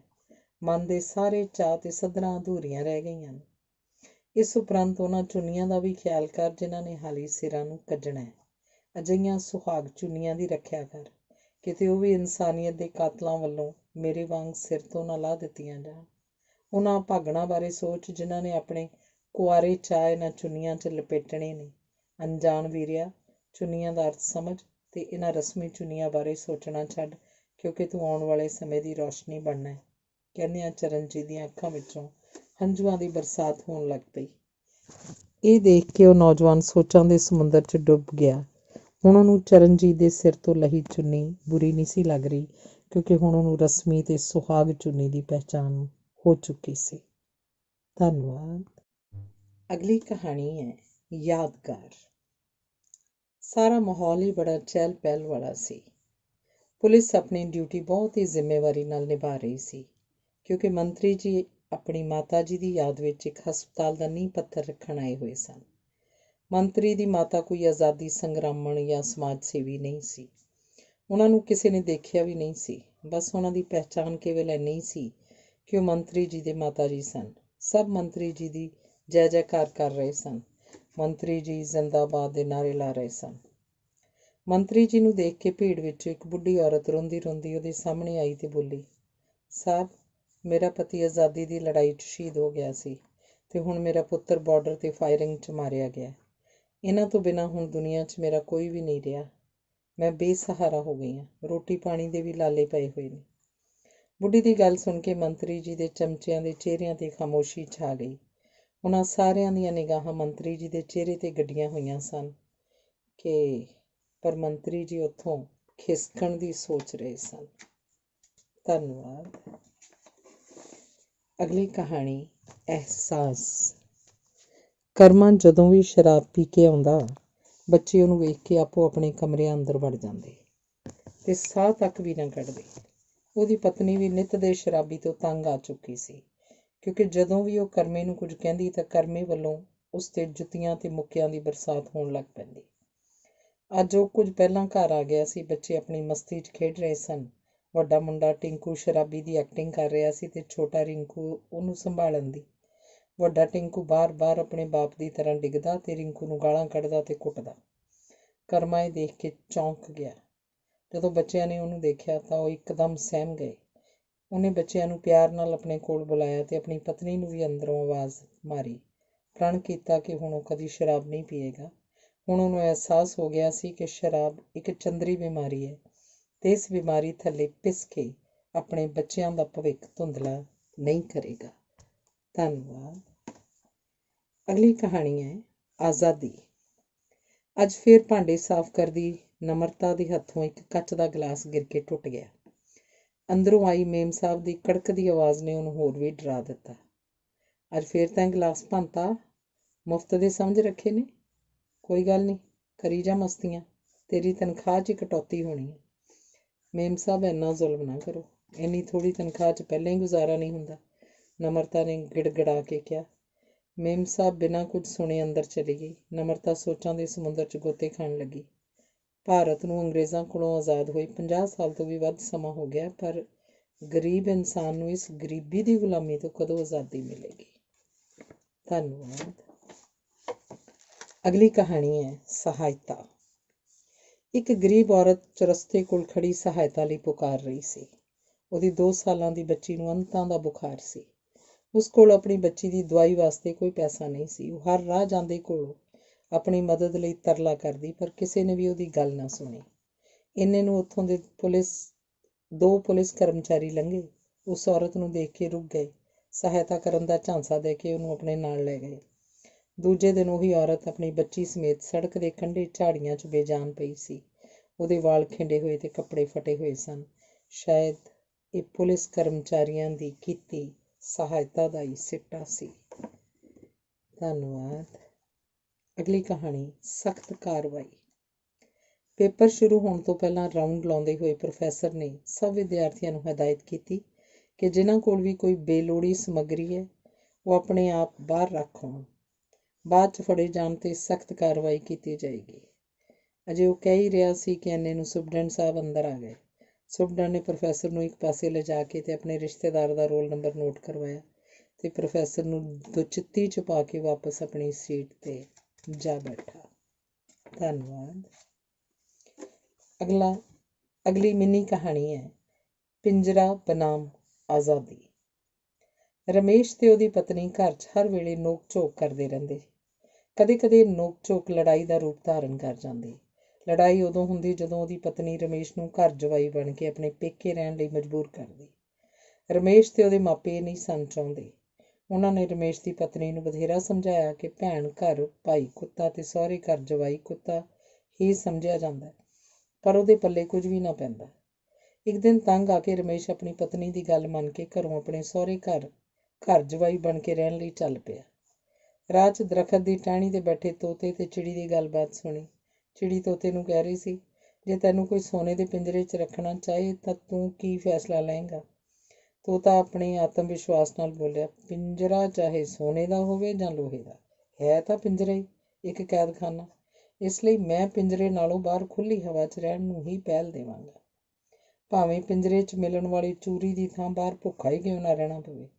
ਪਿੰਜਰਾ ਕੈਦਖਾਨਾ ਹੈ, ਬਾਹਰ ਆਜ਼ਾਦੀ ਹੈ। ਤੋਤੇ ਦੀ ਗੱਲ ਸੁਣ ਕੇ ਰਮੇਸ਼ ਤੇ ਉਹਦੀ ਪਤਨੀ ਦੀਆਂ ਅੱਖਾਂ ਖੁੱਲ੍ਹ ਗਈਆਂ ਤੇ ਉਹ ਉਨ੍ਹੀਂ ਪੈਰੀਂ ਵਾਪਸ ਆਪਣੇ ਘਰ ਵੱਲ ਚੱਲ ਪਏ। ਧੰਨਵਾਦ। ਅਗਲੀ ਕਹਾਣੀ ਹੈ ਪਹਿਚਾਣ। ਬਿੱਟੂ ਜਦੋਂ ਵੀ ਉੱਚੀ ਜਾਤ ਦੇ ਮੁੰਡਿਆਂ 'ਚ ਜਾਂਦਾ ਤਾਂ ਉਹ ਹਮੇਸ਼ਾ ਹੀ ਉਹਨੂੰ ਮਖੌਲ ਕਰਦੇ ਤੇ ਛੇੜਦੇ ਰਹਿੰਦੇ। ਬਿੱਟੂ ਉਹਨਾਂ ਦੇ ਅਜਿਹੇ ਵਿਹਾਰ ਤੋਂ ਤੰਗ ਆ ਕੇ ਰੋਂਦਾ ਰੋਂਦਾ ਘਰ ਪਰਤ ਆਉਂਦਾ। ਉਹਦੀ ਮਾਂ ਕਈ ਦਿਨਾਂ ਤੋਂ ਇਹ ਸਾਰਾ ਕੁਝ ਦੇਖ ਰਹੀ ਸੀ। ਉਹਨੇ ਕਈ ਵਾਰ ਉਹਨਾਂ ਮੁੰਡਿਆਂ ਨੂੰ ਸਮਝਾਇਆ ਵੀ ਕਿ ਉਹ ਬਿੱਟੂ ਨਾਲ ਅਜਿਹੀ ਛੇੜਖਾਨੀ ਨਾ ਕਰਨ। ਇਹਦੇ ਬਾਵਜੂਦ ਵੀ ਉਹਨਾਂ ਮੁੰਡਿਆਂ ਦਾ ਬਿੱਟੂ ਨਾਲ ਇਹੋ ਸਲੂਕ ਰਿਹਾ। ਇੰਝ ਲੱਗਦਾ ਸੀ ਕਿ ਉਹ ਉੱਚੀ ਜਾਤ ਦੇ ਮੁੰਡੇ ਬਿੱਟੂ ਦਾ ਜਿਉਣਾ ਹਰਾਮ ਕਰ ਦੇਣਗੇ। ਇੱਕ ਦਿਨ ਜਦੋਂ ਬਿੱਟੂ ਨਾਲ ਅਜਿਹਾ ਸਲੂਕ ਕਰ ਰਹੇ ਸਨ ਤਾਂ ਸਾਹਮਣੇ ਬਿੱਟੂ ਦੀ ਮਾਂ ਵੀ ਆ ਗਈ। ਅੱਜ ਉਹ ਤੋਂ ਰਿਹਾ ਨਾ ਗਿਆ। ਉਹ ਆਪਣੇ ਆਪ 'ਤੇ ਕਾਬੂ ਨਾ ਰੱਖ ਸਕੀ। ਉਹਦੇ ਸਬਰ ਦਾ ਪਿਆਲਾ ਉਛਲ ਪਿਆ। ਉਹਦੀ ਉੱਚੀ ਆਵਾਜ਼ ਸੁਣ ਕੇ ਉਹਨਾਂ ਦੇ ਆਲੇ ਦੁਆਲੇ ਇੱਕ ਜਮਘਟ ਜਿਹਾ ਬਣ ਗਿਆ। ਉਹ ਕਹਿ ਰਹੀ ਸੀ, ਇਸ ਤਰ੍ਹਾਂ ਸਾਨੂੰ ਗਰੀਬਾਂ ਨੂੰ ਤੰਗ ਕਰਨ ਨਾਲ ਤੁਹਾਨੂੰ ਕੁਝ ਨਹੀਂ ਮਿਲਣਾ। ਅਸੀਂ ਵੱਟ ਖਾਲ ਫਿਰ ਕੇ ਗੁਜ਼ਾਰਾ ਕਰਨ ਵਾਲੇ ਹਾਂ। ਇਹ ਨਾ ਭੁੱਲੋ ਕਿ ਵੀ ਤੁਹਾਡੇ ਵਿੱਚੋਂ ਹੀ ਕਿਸੇ ਉੱਚੀ ਜਾਤ ਵਾਲੇ ਦਾ ਖੂਨ ਦਾ ਖਤਰਾ ਹੈ। ਕੀ ਹੋਇਆ ਜੇ ਇਹਨੇ ਜਨਮ ਨੀਵੀਂ ਜਾਤ ਵਾਲੀ ਕੁੱਖ 'ਚੋਂ ਲਿਆ? ਇਹ ਸੁਣ ਕੇ ਸਾਰੇ ਸ਼ਰਮ ਨਾਲ ਉੱਥੋਂ ਦੌੜ ਗਏ। ਇਸ ਤੋਂ ਬਾਅਦ ਕਿਸੇ ਨੇ ਵੀ ਬਿੱਟੂ ਨਾਲ ਕੋਈ ਮਾੜੀ ਹਰਕਤ ਨਹੀਂ ਕੀਤੀ। ਧੰਨਵਾਦ। ਅਗਲੀ ਕਹਾਣੀ ਹੈ ਇਨਸਾਨੀਅਤ ਦਾ ਪਾਠ। ਜਦੋਂ ਮੁਹੱਲੇ 'ਚ ਲੜਾਈ ਭੜਕੀ ਤਾਂ ਇੱਕ ਹਿੰਦੂ ਹੱਥ ਵਿੱਚ ਤਰਸ਼ੂਲ ਫੜੀ ਉਸ ਅਜਨਬੀ ਦੇ ਦਰਵਾਜ਼ੇ ਕੋਲ ਆ ਕੇ ਰੁਕ ਗਿਆ। ਉਹ ਅਜਨਬੀ ਗੀਤਾ ਦਾ ਪਾਠ ਕਰ ਰਿਹਾ ਸੀ। ਮੁਸਲਮਾਨ ਵੀ ਗੰਡਾਸਾ ਫੜੀ ਉਸ ਅਜਨਬੀ ਦੇ ਦਰਵਾਜ਼ੇ ਸਾਹਮਣੇ ਆ ਕੇ ਰੁਕ ਗਿਆ। ਉਸ ਅਜਨਬੀ ਦੀ ਆਵਾਜ਼ ਕੁਰਾਨ ਦੀਆਂ ਆਇਤਾਂ ਦਾ ਪਾਠ ਉਚਾਰ ਰਹੀ ਸੀ। ਸਿੱਖ ਵੀ ਆਪਣੀ ਬਹਾਦਰੀ ਦਾ ਸਿੱਕਾ ਜਮਾਉਂਦਾ ਆਪਣੀ ਤਲਵਾਰ ਲਹਿਰਾਉਂਦਾ ਉਸ ਅਜਨਬੀ ਦੇ ਦਰਵਾਜ਼ੇ 'ਤੇ ਆ ਝਪਟਿਆ। ਪਰ ਉਹ ਅਜਨਬੀ ਗੁਰੂ ਗ੍ਰੰਥ ਸਾਹਿਬ ਦੇ ਸ਼ਲੋਕਾਂ ਦਾ ਪਾਠ ਕਰ ਰਿਹਾ ਸੀ। ਉਹ ਤਿੰਨੇ ਹੈਰਾਨ ਸਨ ਕਿ ਅਜਨਬੀ ਕੌਣ ਹੈ, ਮੁਸਲਮਾਨ, ਹਿੰਦੂ ਜਾਂ ਸਿੱਖ। ਤਿੰਨਾਂ ਦੀ ਘੁਸਰ ਮੁਸਰ ਸੁਣ ਕੇ ਅਜਨਬੀ ਆਪਣੇ ਕਮਰੇ 'ਚੋਂ ਬਾਹਰ ਆਇਆ। ਤਿੰਨਾਂ ਮਹਾਰਥੀਆਂ ਦੇ ਚਿਹਰਿਆਂ 'ਤੇ ਧਾਰਮਿਕ ਕੱਟੜਪੰਥੀ ਦੀਆਂ ਕਰਤੂਤਾਂ ਦੇ ਲੱਛਣ ਦਿਖਾਈ ਦੇ ਰਹੇ ਸਨ। ਇਹਨਾਂ 'ਚੋਂ ਇੱਕ ਕੜਕਵੀਂ ਆਵਾਜ਼ 'ਚ ਗਰਜਿਆ, ਤੂੰ ਕੌਣ ਹੈ? ਮੈਂ ਤਾਂ ਇਨਸਾਨ ਹਾਂ।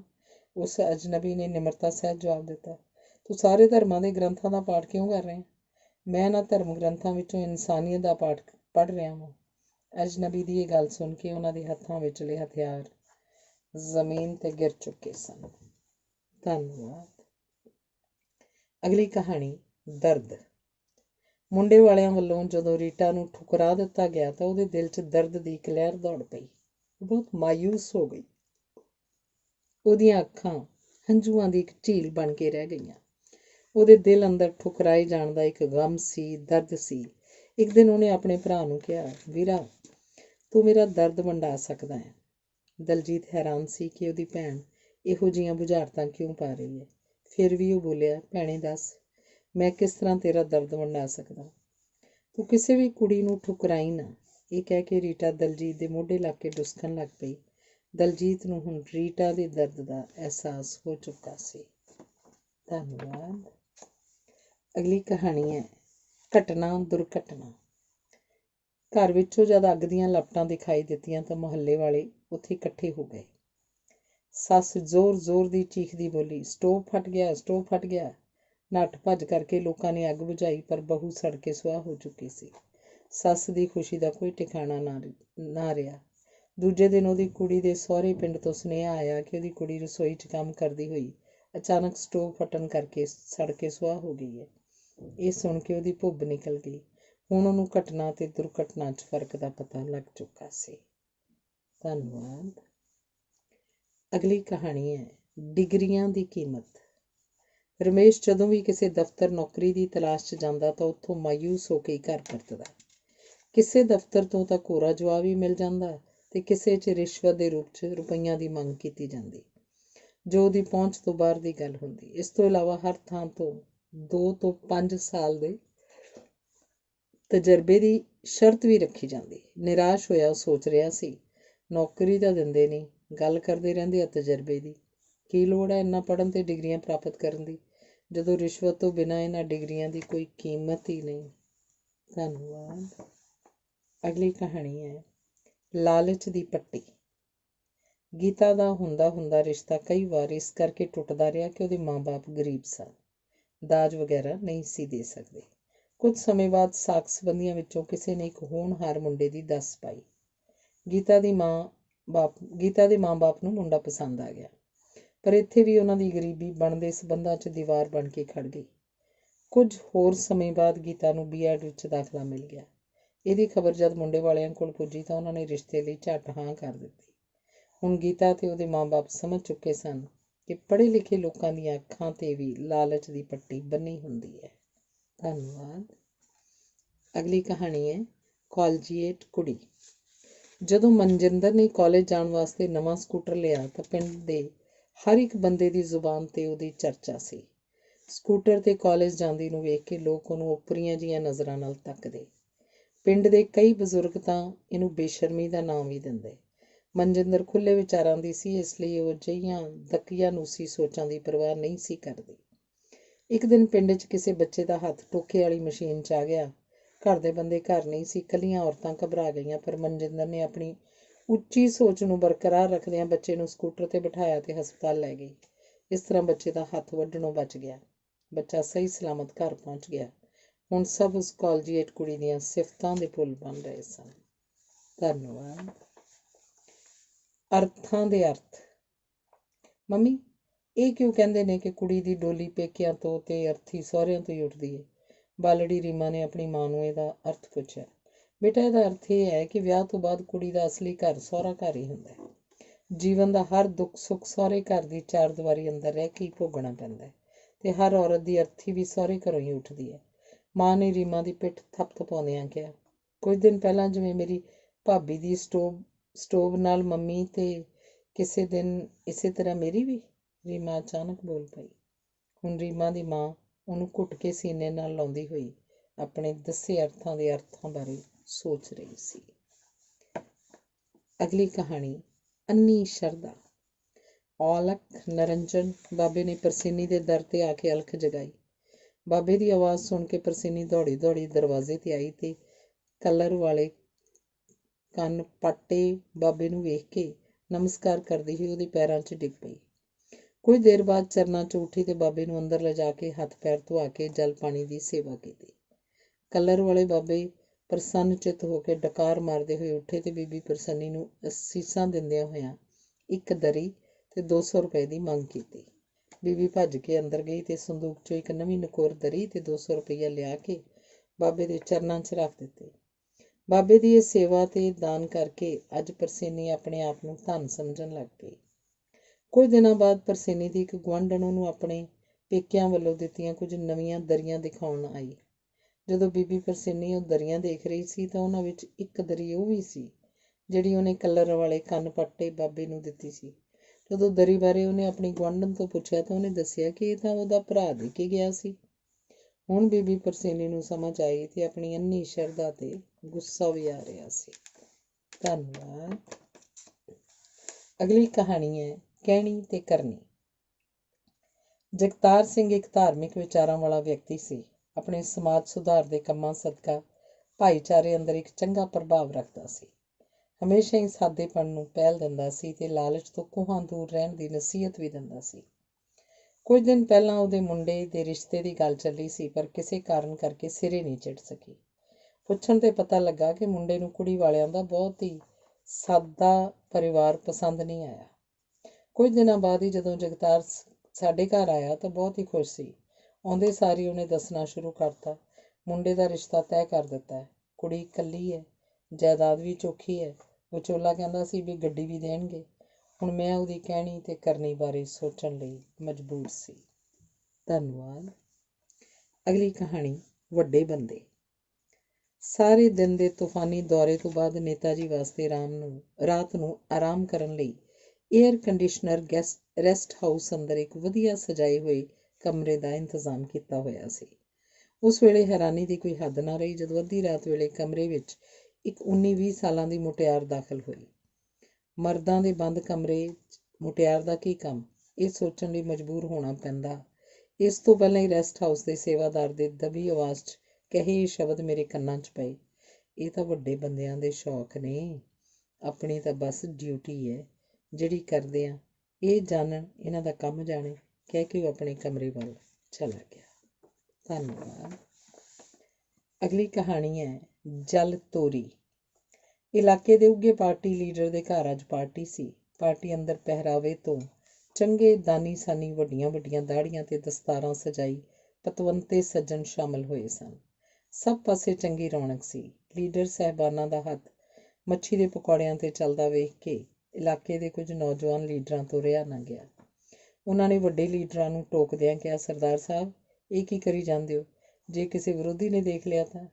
ਵੱਡੇ ਲੀਡਰ ਇਹ ਸੁਣ ਕੇ ਹੱਸ ਪਏ ਤੇ ਇੱਕ ਸੁਰ 'ਚ ਬੋਲੇ, ਕਾਕਾ ਜੋ ਤੁਸੀਂ ਸਮਝ ਰਹੇ ਹੋ ਅਸੀਂ ਉਹ ਨਹੀਂ ਕਰ ਰਹੇ। ਇਹ ਜੋ ਤੁਸੀਂ ਦੇਖ ਰਹੇ ਹੋ ਮੱਛੀ ਦੇ ਪਕੌੜੇ ਨਹੀਂ, ਇਹ ਤਾਂ ਜਲ ਤੋਰੀ ਆ। ਧੰਨਵਾਦ। ਅਗਲੀ ਕਹਾਣੀ ਹੈ ਦਾਜ ਵਿਰੋਧੀ। ਸਾਨੂੰ ਤਾਂ ਬਸ 3 ਕੱਪੜਿਆਂ 'ਚ ਕੁੜੀ ਚਾਹੀਦੀ ਹੈ, ਹੋਰ ਕੁਝ ਨਹੀਂ ਚਾਹੀਦਾ।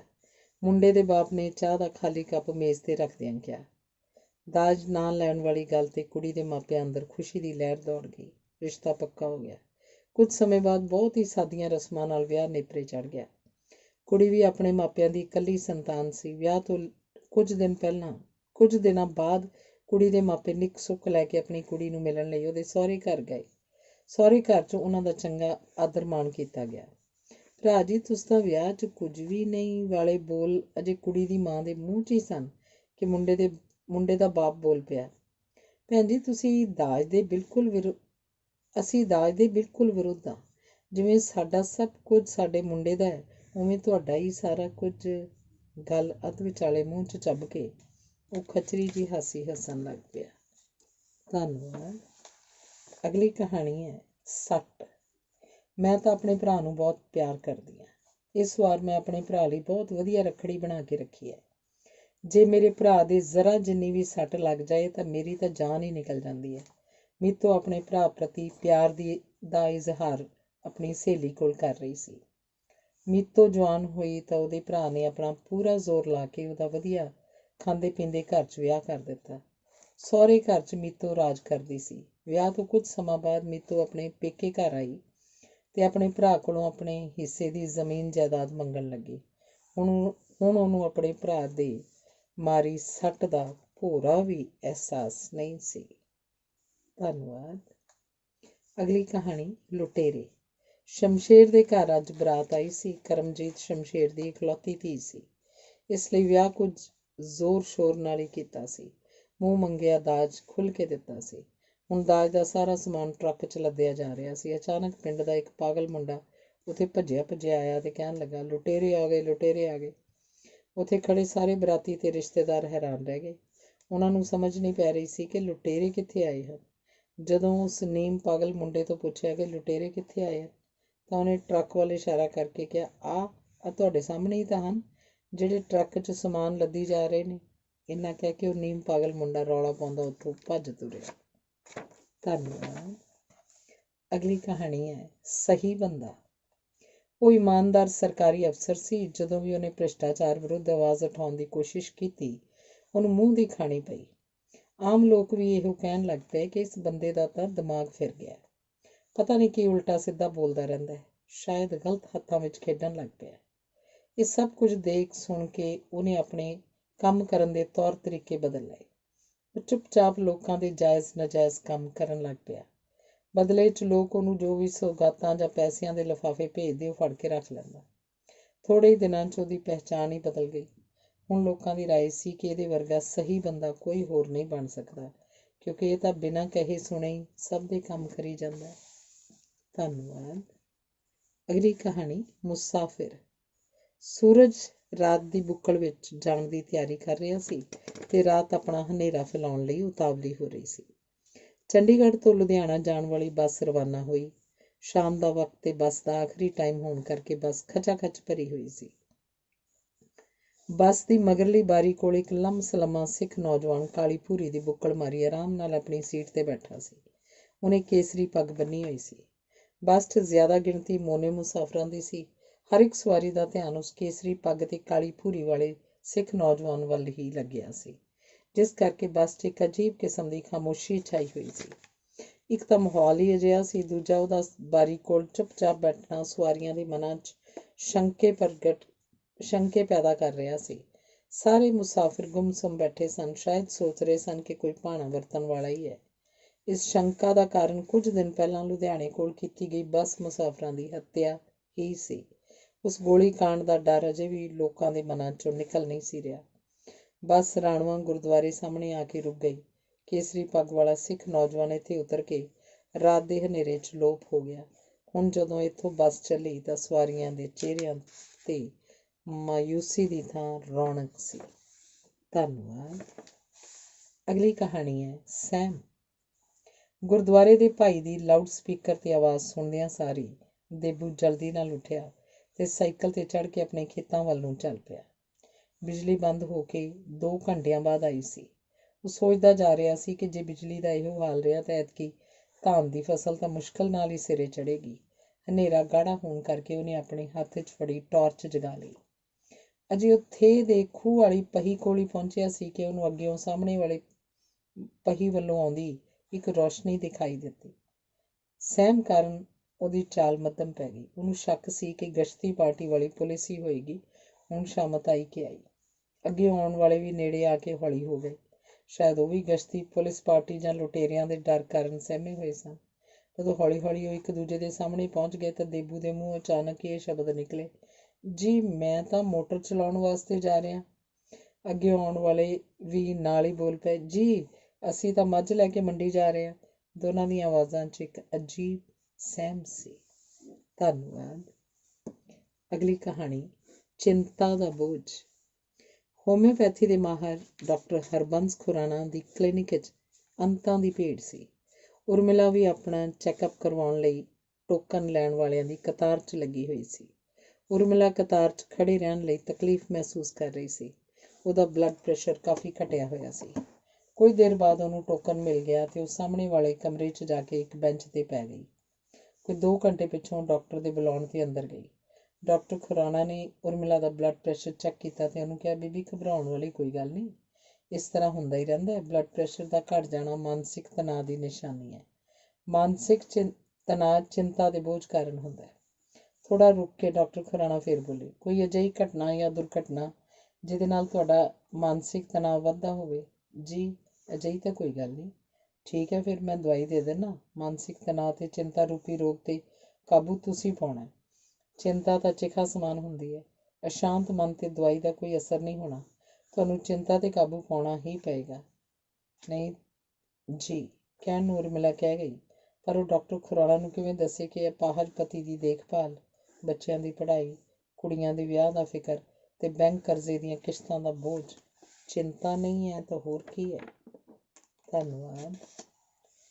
अगली कहानी है आनंद। मैं जिला कचहरी लुधियाने विखे एक दरखास्त ते कोर्ट फीस वास्ते टिकट लैण लई स्टाम्प फरोश कोल गया। 5 रुपए ਦਾ ਸਿੱਕਾ ਦੇਣ ਵਾਸਤੇ ਮੈਂ ਆਪਣਾ ਹੱਥ ਅੱਗੇ ਵਧਾਇਆ ਹੀ ਸੀ ਕਿ ਕਾਹਲੀ ਨਾਲ ਸਿੱਕਾ ਉਹਨੇ ਮੇਰੇ ਹੱਥੋਂ ਖੋਹ ਲਿਆ ਤੇ ਬਿਜਲੀ ਦੇ ਝਟਕੇ ਵਾਂਗ ਉਹਨੇ 5 ਰੁਪਏ ਦਾ ਟਿਕਟ ਕੱਢਿਆ ਤੇ ਤੇਜ਼ੀ ਨਾਲ ਠਾਹ ਦੇਣੇ ਤਰੀਕ ਪਾ ਕੇ ਗੁੱਸੇ ਦੀ ਮੁਦਰਾ 'ਚ ਮੇਰੇ ਹੱਥ 'ਤੇ ਧਰ ਦਿੱਤਾ। ਮੈਂ ਨਿਮਰਤਾ ਨਾਲ ਪੁੱਛਿਆ, ਬਾਊ ਜੀ ਇੰਨੀ ਬੇਰੁਖੀ ਕਿਉਂ? ਉੱਤਰ 'ਚ ਉਹਨੇ ਕਿਹਾ, ਤੁਸੀਂ 5 ਰੁਪਏ ਦਿੱਤੇ ਤੇ ਕੋਰਟ ਫੀਸ ਲਈ, ਟਿਕਟ ਲੈ ਲਿਆ। ਮੈਂ ਨਾ ਵਾਧੂ ਪੈਸੇ ਲਏ ਹਨ, ਨਾ ਹੀ ਤੁਹਾਨੂੰ ਕੁਝ ਕਿਹਾ ਹੈ। ਹਾਂ, ਜੇ ਇਸ ਤਰ੍ਹਾਂ ਕਰਕੇ ਕਾਹਲੀ 'ਚ ਮੈਂ ਕੁਝ ਆਨੰਦ ਮਹਿਸੂਸ ਕਰ ਲਿਆ ਤਾਂ ਤੁਹਾਨੂੰ ਕਿਉਂ ਤਕਲੀਫ ਹੋਈ? ਧੰਨਵਾਦ। ਅਗਲੀ ਕਹਾਣੀ ਹੈ ਸਫ਼ਰ। ਖੰਨੇ ਤੋਂ ਸਵਾਰੀਆਂ ਨਾਲ ਖਚਾਖਚ ਭਰੀ ਇੱਕ ਪ੍ਰਾਈਵੇਟ ਬੱਸ ਲੁਧਿਆਣੇ ਵੱਲ ਜਾ ਰਹੀ ਸੀ। ਕੰਡਕਟਰ ਮੋਹਰਲੀ ਬਾਰੀ ਵੱਲੋਂ ਸਵਾਰੀਆਂ ਕੋਲੋਂ ਪੈਸੇ ਫੜ ਕੇ ਥੈਲੇ 'ਚ ਸੁੱਟੀ ਜਾ ਰਿਹਾ ਸੀ। ਲੰਬੇ ਸਫ਼ਰ ਵਾਲੀ ਸਵਾਰੀ ਨੂੰ ਤਾਂ ਉਹ ਟਿਕਟ ਦੇ ਦਿੰਦਾ, ਪਰ ਨੇੜੇ ਤੇੜੇ ਜਾਣ ਵਾਲੀਆਂ ਨੂੰ ਉਹ ਟਿਕਟ ਨਹੀਂ ਸੀ ਦੇਂਦਾ। ਪੈਸੇ ਬਟੋਰਦਾ ਇੱਕ ਸਿਆਣੀ ਉਮਰ ਦੀ ਮਾਈ, ਜਿਹੜੀ ਆਪਣੇ ਮੈਲੇ ਕੁਚਾਲੇ ਰੁਮਾਲ 'ਚੋਂ ਖੁੱਲ੍ਹੇ ਪੈਸੇ ਲੱਭ ਰਹੀ ਸੀ, ਕੋਲ ਜਾ ਕੇ ਬੋਲਿਆ, ਬੇਬੇ ਕਿੱਥੇ ਜਾਣਾ ਹੈ? ਛੇਤੀ ਕਰ, ਇੰਨਾ ਟਾਈਮ ਨਹੀਂ ਸਾਡੇ ਕੋਲ। ਮਾਈ ਨੇ ਬੜੀ ਮੁਸ਼ਕਿਲ ਨਾਲ 5 ਰੁਪਏ ਦਾ ਇੱਕ ਪਾਟਿਆ ਜਿਹਾ ਨੋਟ ਲੱਭਿਆ ਤੇ ਕੰਡਕਟਰ ਦੇ ਹੱਥ ਫੜਾਉਂਦੀ ਬੋਲੀ, ਵੇ ਪੁੱਤਰਾ, ਦੁਰਾਹੇ ਲਾ ਦੇ। ਕੰਡਕਟਰ ਨੇ ਨੋਟ ਫੜਿਆ ਤੇ ਥੈਲੇ 'ਚ ਸੁੱਟ ਅਗਾਂਹ ਤੁਰ ਗਿਆ।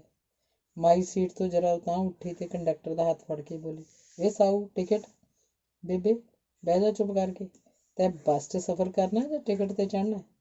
ਕਹਿ ਕੰਡਕਟਰ ਖਸਿਆਣੀ ਜੀ ਹਾਸੀ ਹੱਸਦਾ ਅਗਲੀ ਸਵਾਰੀ ਕੋਲ ਜਾ ਪੁੱਜਾ। ਘੁੰਮਣ ਘੇਰੀਆਂ ਪੁਸਤਕ ਦੀ ਅਖੀਰਲੀ ਕਹਾਣੀ ਹੈ ਟੀਕਾ।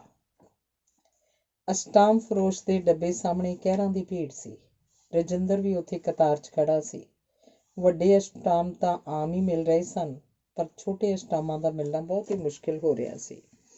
ਜਦੋਂ ਵੀ ਕੋਈ ਛੋਟਾ ਅਸਟਾਮ ਮੰਗਦਾ ਤਾਂ ਅਸਟਾਮ ਫਰੋਸ਼ ਦੇ ਮੱਥੇ 'ਤੇ ਵਲ ਪੈ ਜਾਂਦਾ। ਕਤਾਰ 'ਚ ਖੜੇ ਬਹੁਤੇ ਲੋਕਾਂ ਨੂੰ ਛੋਟੇ ਅਸਟਾਮ ਨਹੀਂ ਮਿਲੇ। ਰਜਿੰਦਰ ਨੂੰ ਅਸਟਾਮ ਦੀ ਬਹੁਤ ਜ਼ਰੂਰਤ ਸੀ। ਉਹਨੇ ਹਲਫੀਆ ਬਿਆਨ ਦੇਣਾ ਸੀ, ਜਿਹਦੇ ਦਿੱਤਿਆਂ ਬਗੈਰ ਸਰ ਨਹੀਂ ਸੀ ਸਕਦਾ। ਜਾਣਦੇ ਹੋਏ ਵੀ ਉਹ ਕਤਾਰ 'ਚ ਖੜਾ ਰਿਹਾ। ਜਦੋਂ ਉਹਦੀ ਵਾਰੀ ਆਈ ਤਾਂ ਉਹਨੇ ਚੁੱਪਚਾਪ 20 ਰੁਪਏ ਦਾ ਨੋਟ ਅਸਟਾਮ ਫਰੋਸ਼ ਦੀ ਹਥੇਲੀ 'ਤੇ ਰੱਖ ਦਿੱਤਾ। ਅਸਟਾਮ ਫਰੋਸ਼ ਨੇ ਨਜ਼ਰਾਂ ਉਤਾਂਹ ਉਠਾਈਆਂ ਤੇ ਰਜਿੰਦਰ ਦੇ ਚਿਹਰੇ ਵੱਲ ਗੌਰ ਨਾਲ ਤੱਕਿਆ। ਜਲਦੀ ਉਹਨੇ 15 ਰੁਪਏ ਦਾ ਅਸਟਾਮ ਰਜਿੰਦਰ ਦੇ ਹੱਥ ਫੜਾਇਆ ਤੇ ਬੋਲਿਆ, ਸਰਦਾਰ ਜੀ, ਗੁੱਸਾ ਨਾ ਕਰਨਾ, ਸਾਡੀ ਕੋਈ ਮਜਬੂਰੀ ਨਹੀਂ ਸਮਝਦਾ। ਅਸੀਂ ਤਾਂ ਜਨਤਾ ਦੇ ਸੇਵਕ ਹਾਂ, ਪਰ ਟੀਕਾ ਤਾਂ ਲਾਉਣਾ ਹੀ ਪੈਂਦਾ ਹੈ। ਫਿਰ ਵੀ ਕੋਸ਼ਿਸ਼ ਇਹੀ ਕਰੀਦੀ ਹੈ ਕਿ ਟੀਕੇ ਨਾਲ ਕਿਸੇ ਨੂੰ ਕੋਈ ਤਕਲੀਫ ਨਾ ਹੋਵੇ। ਧੰਨਵਾਦ।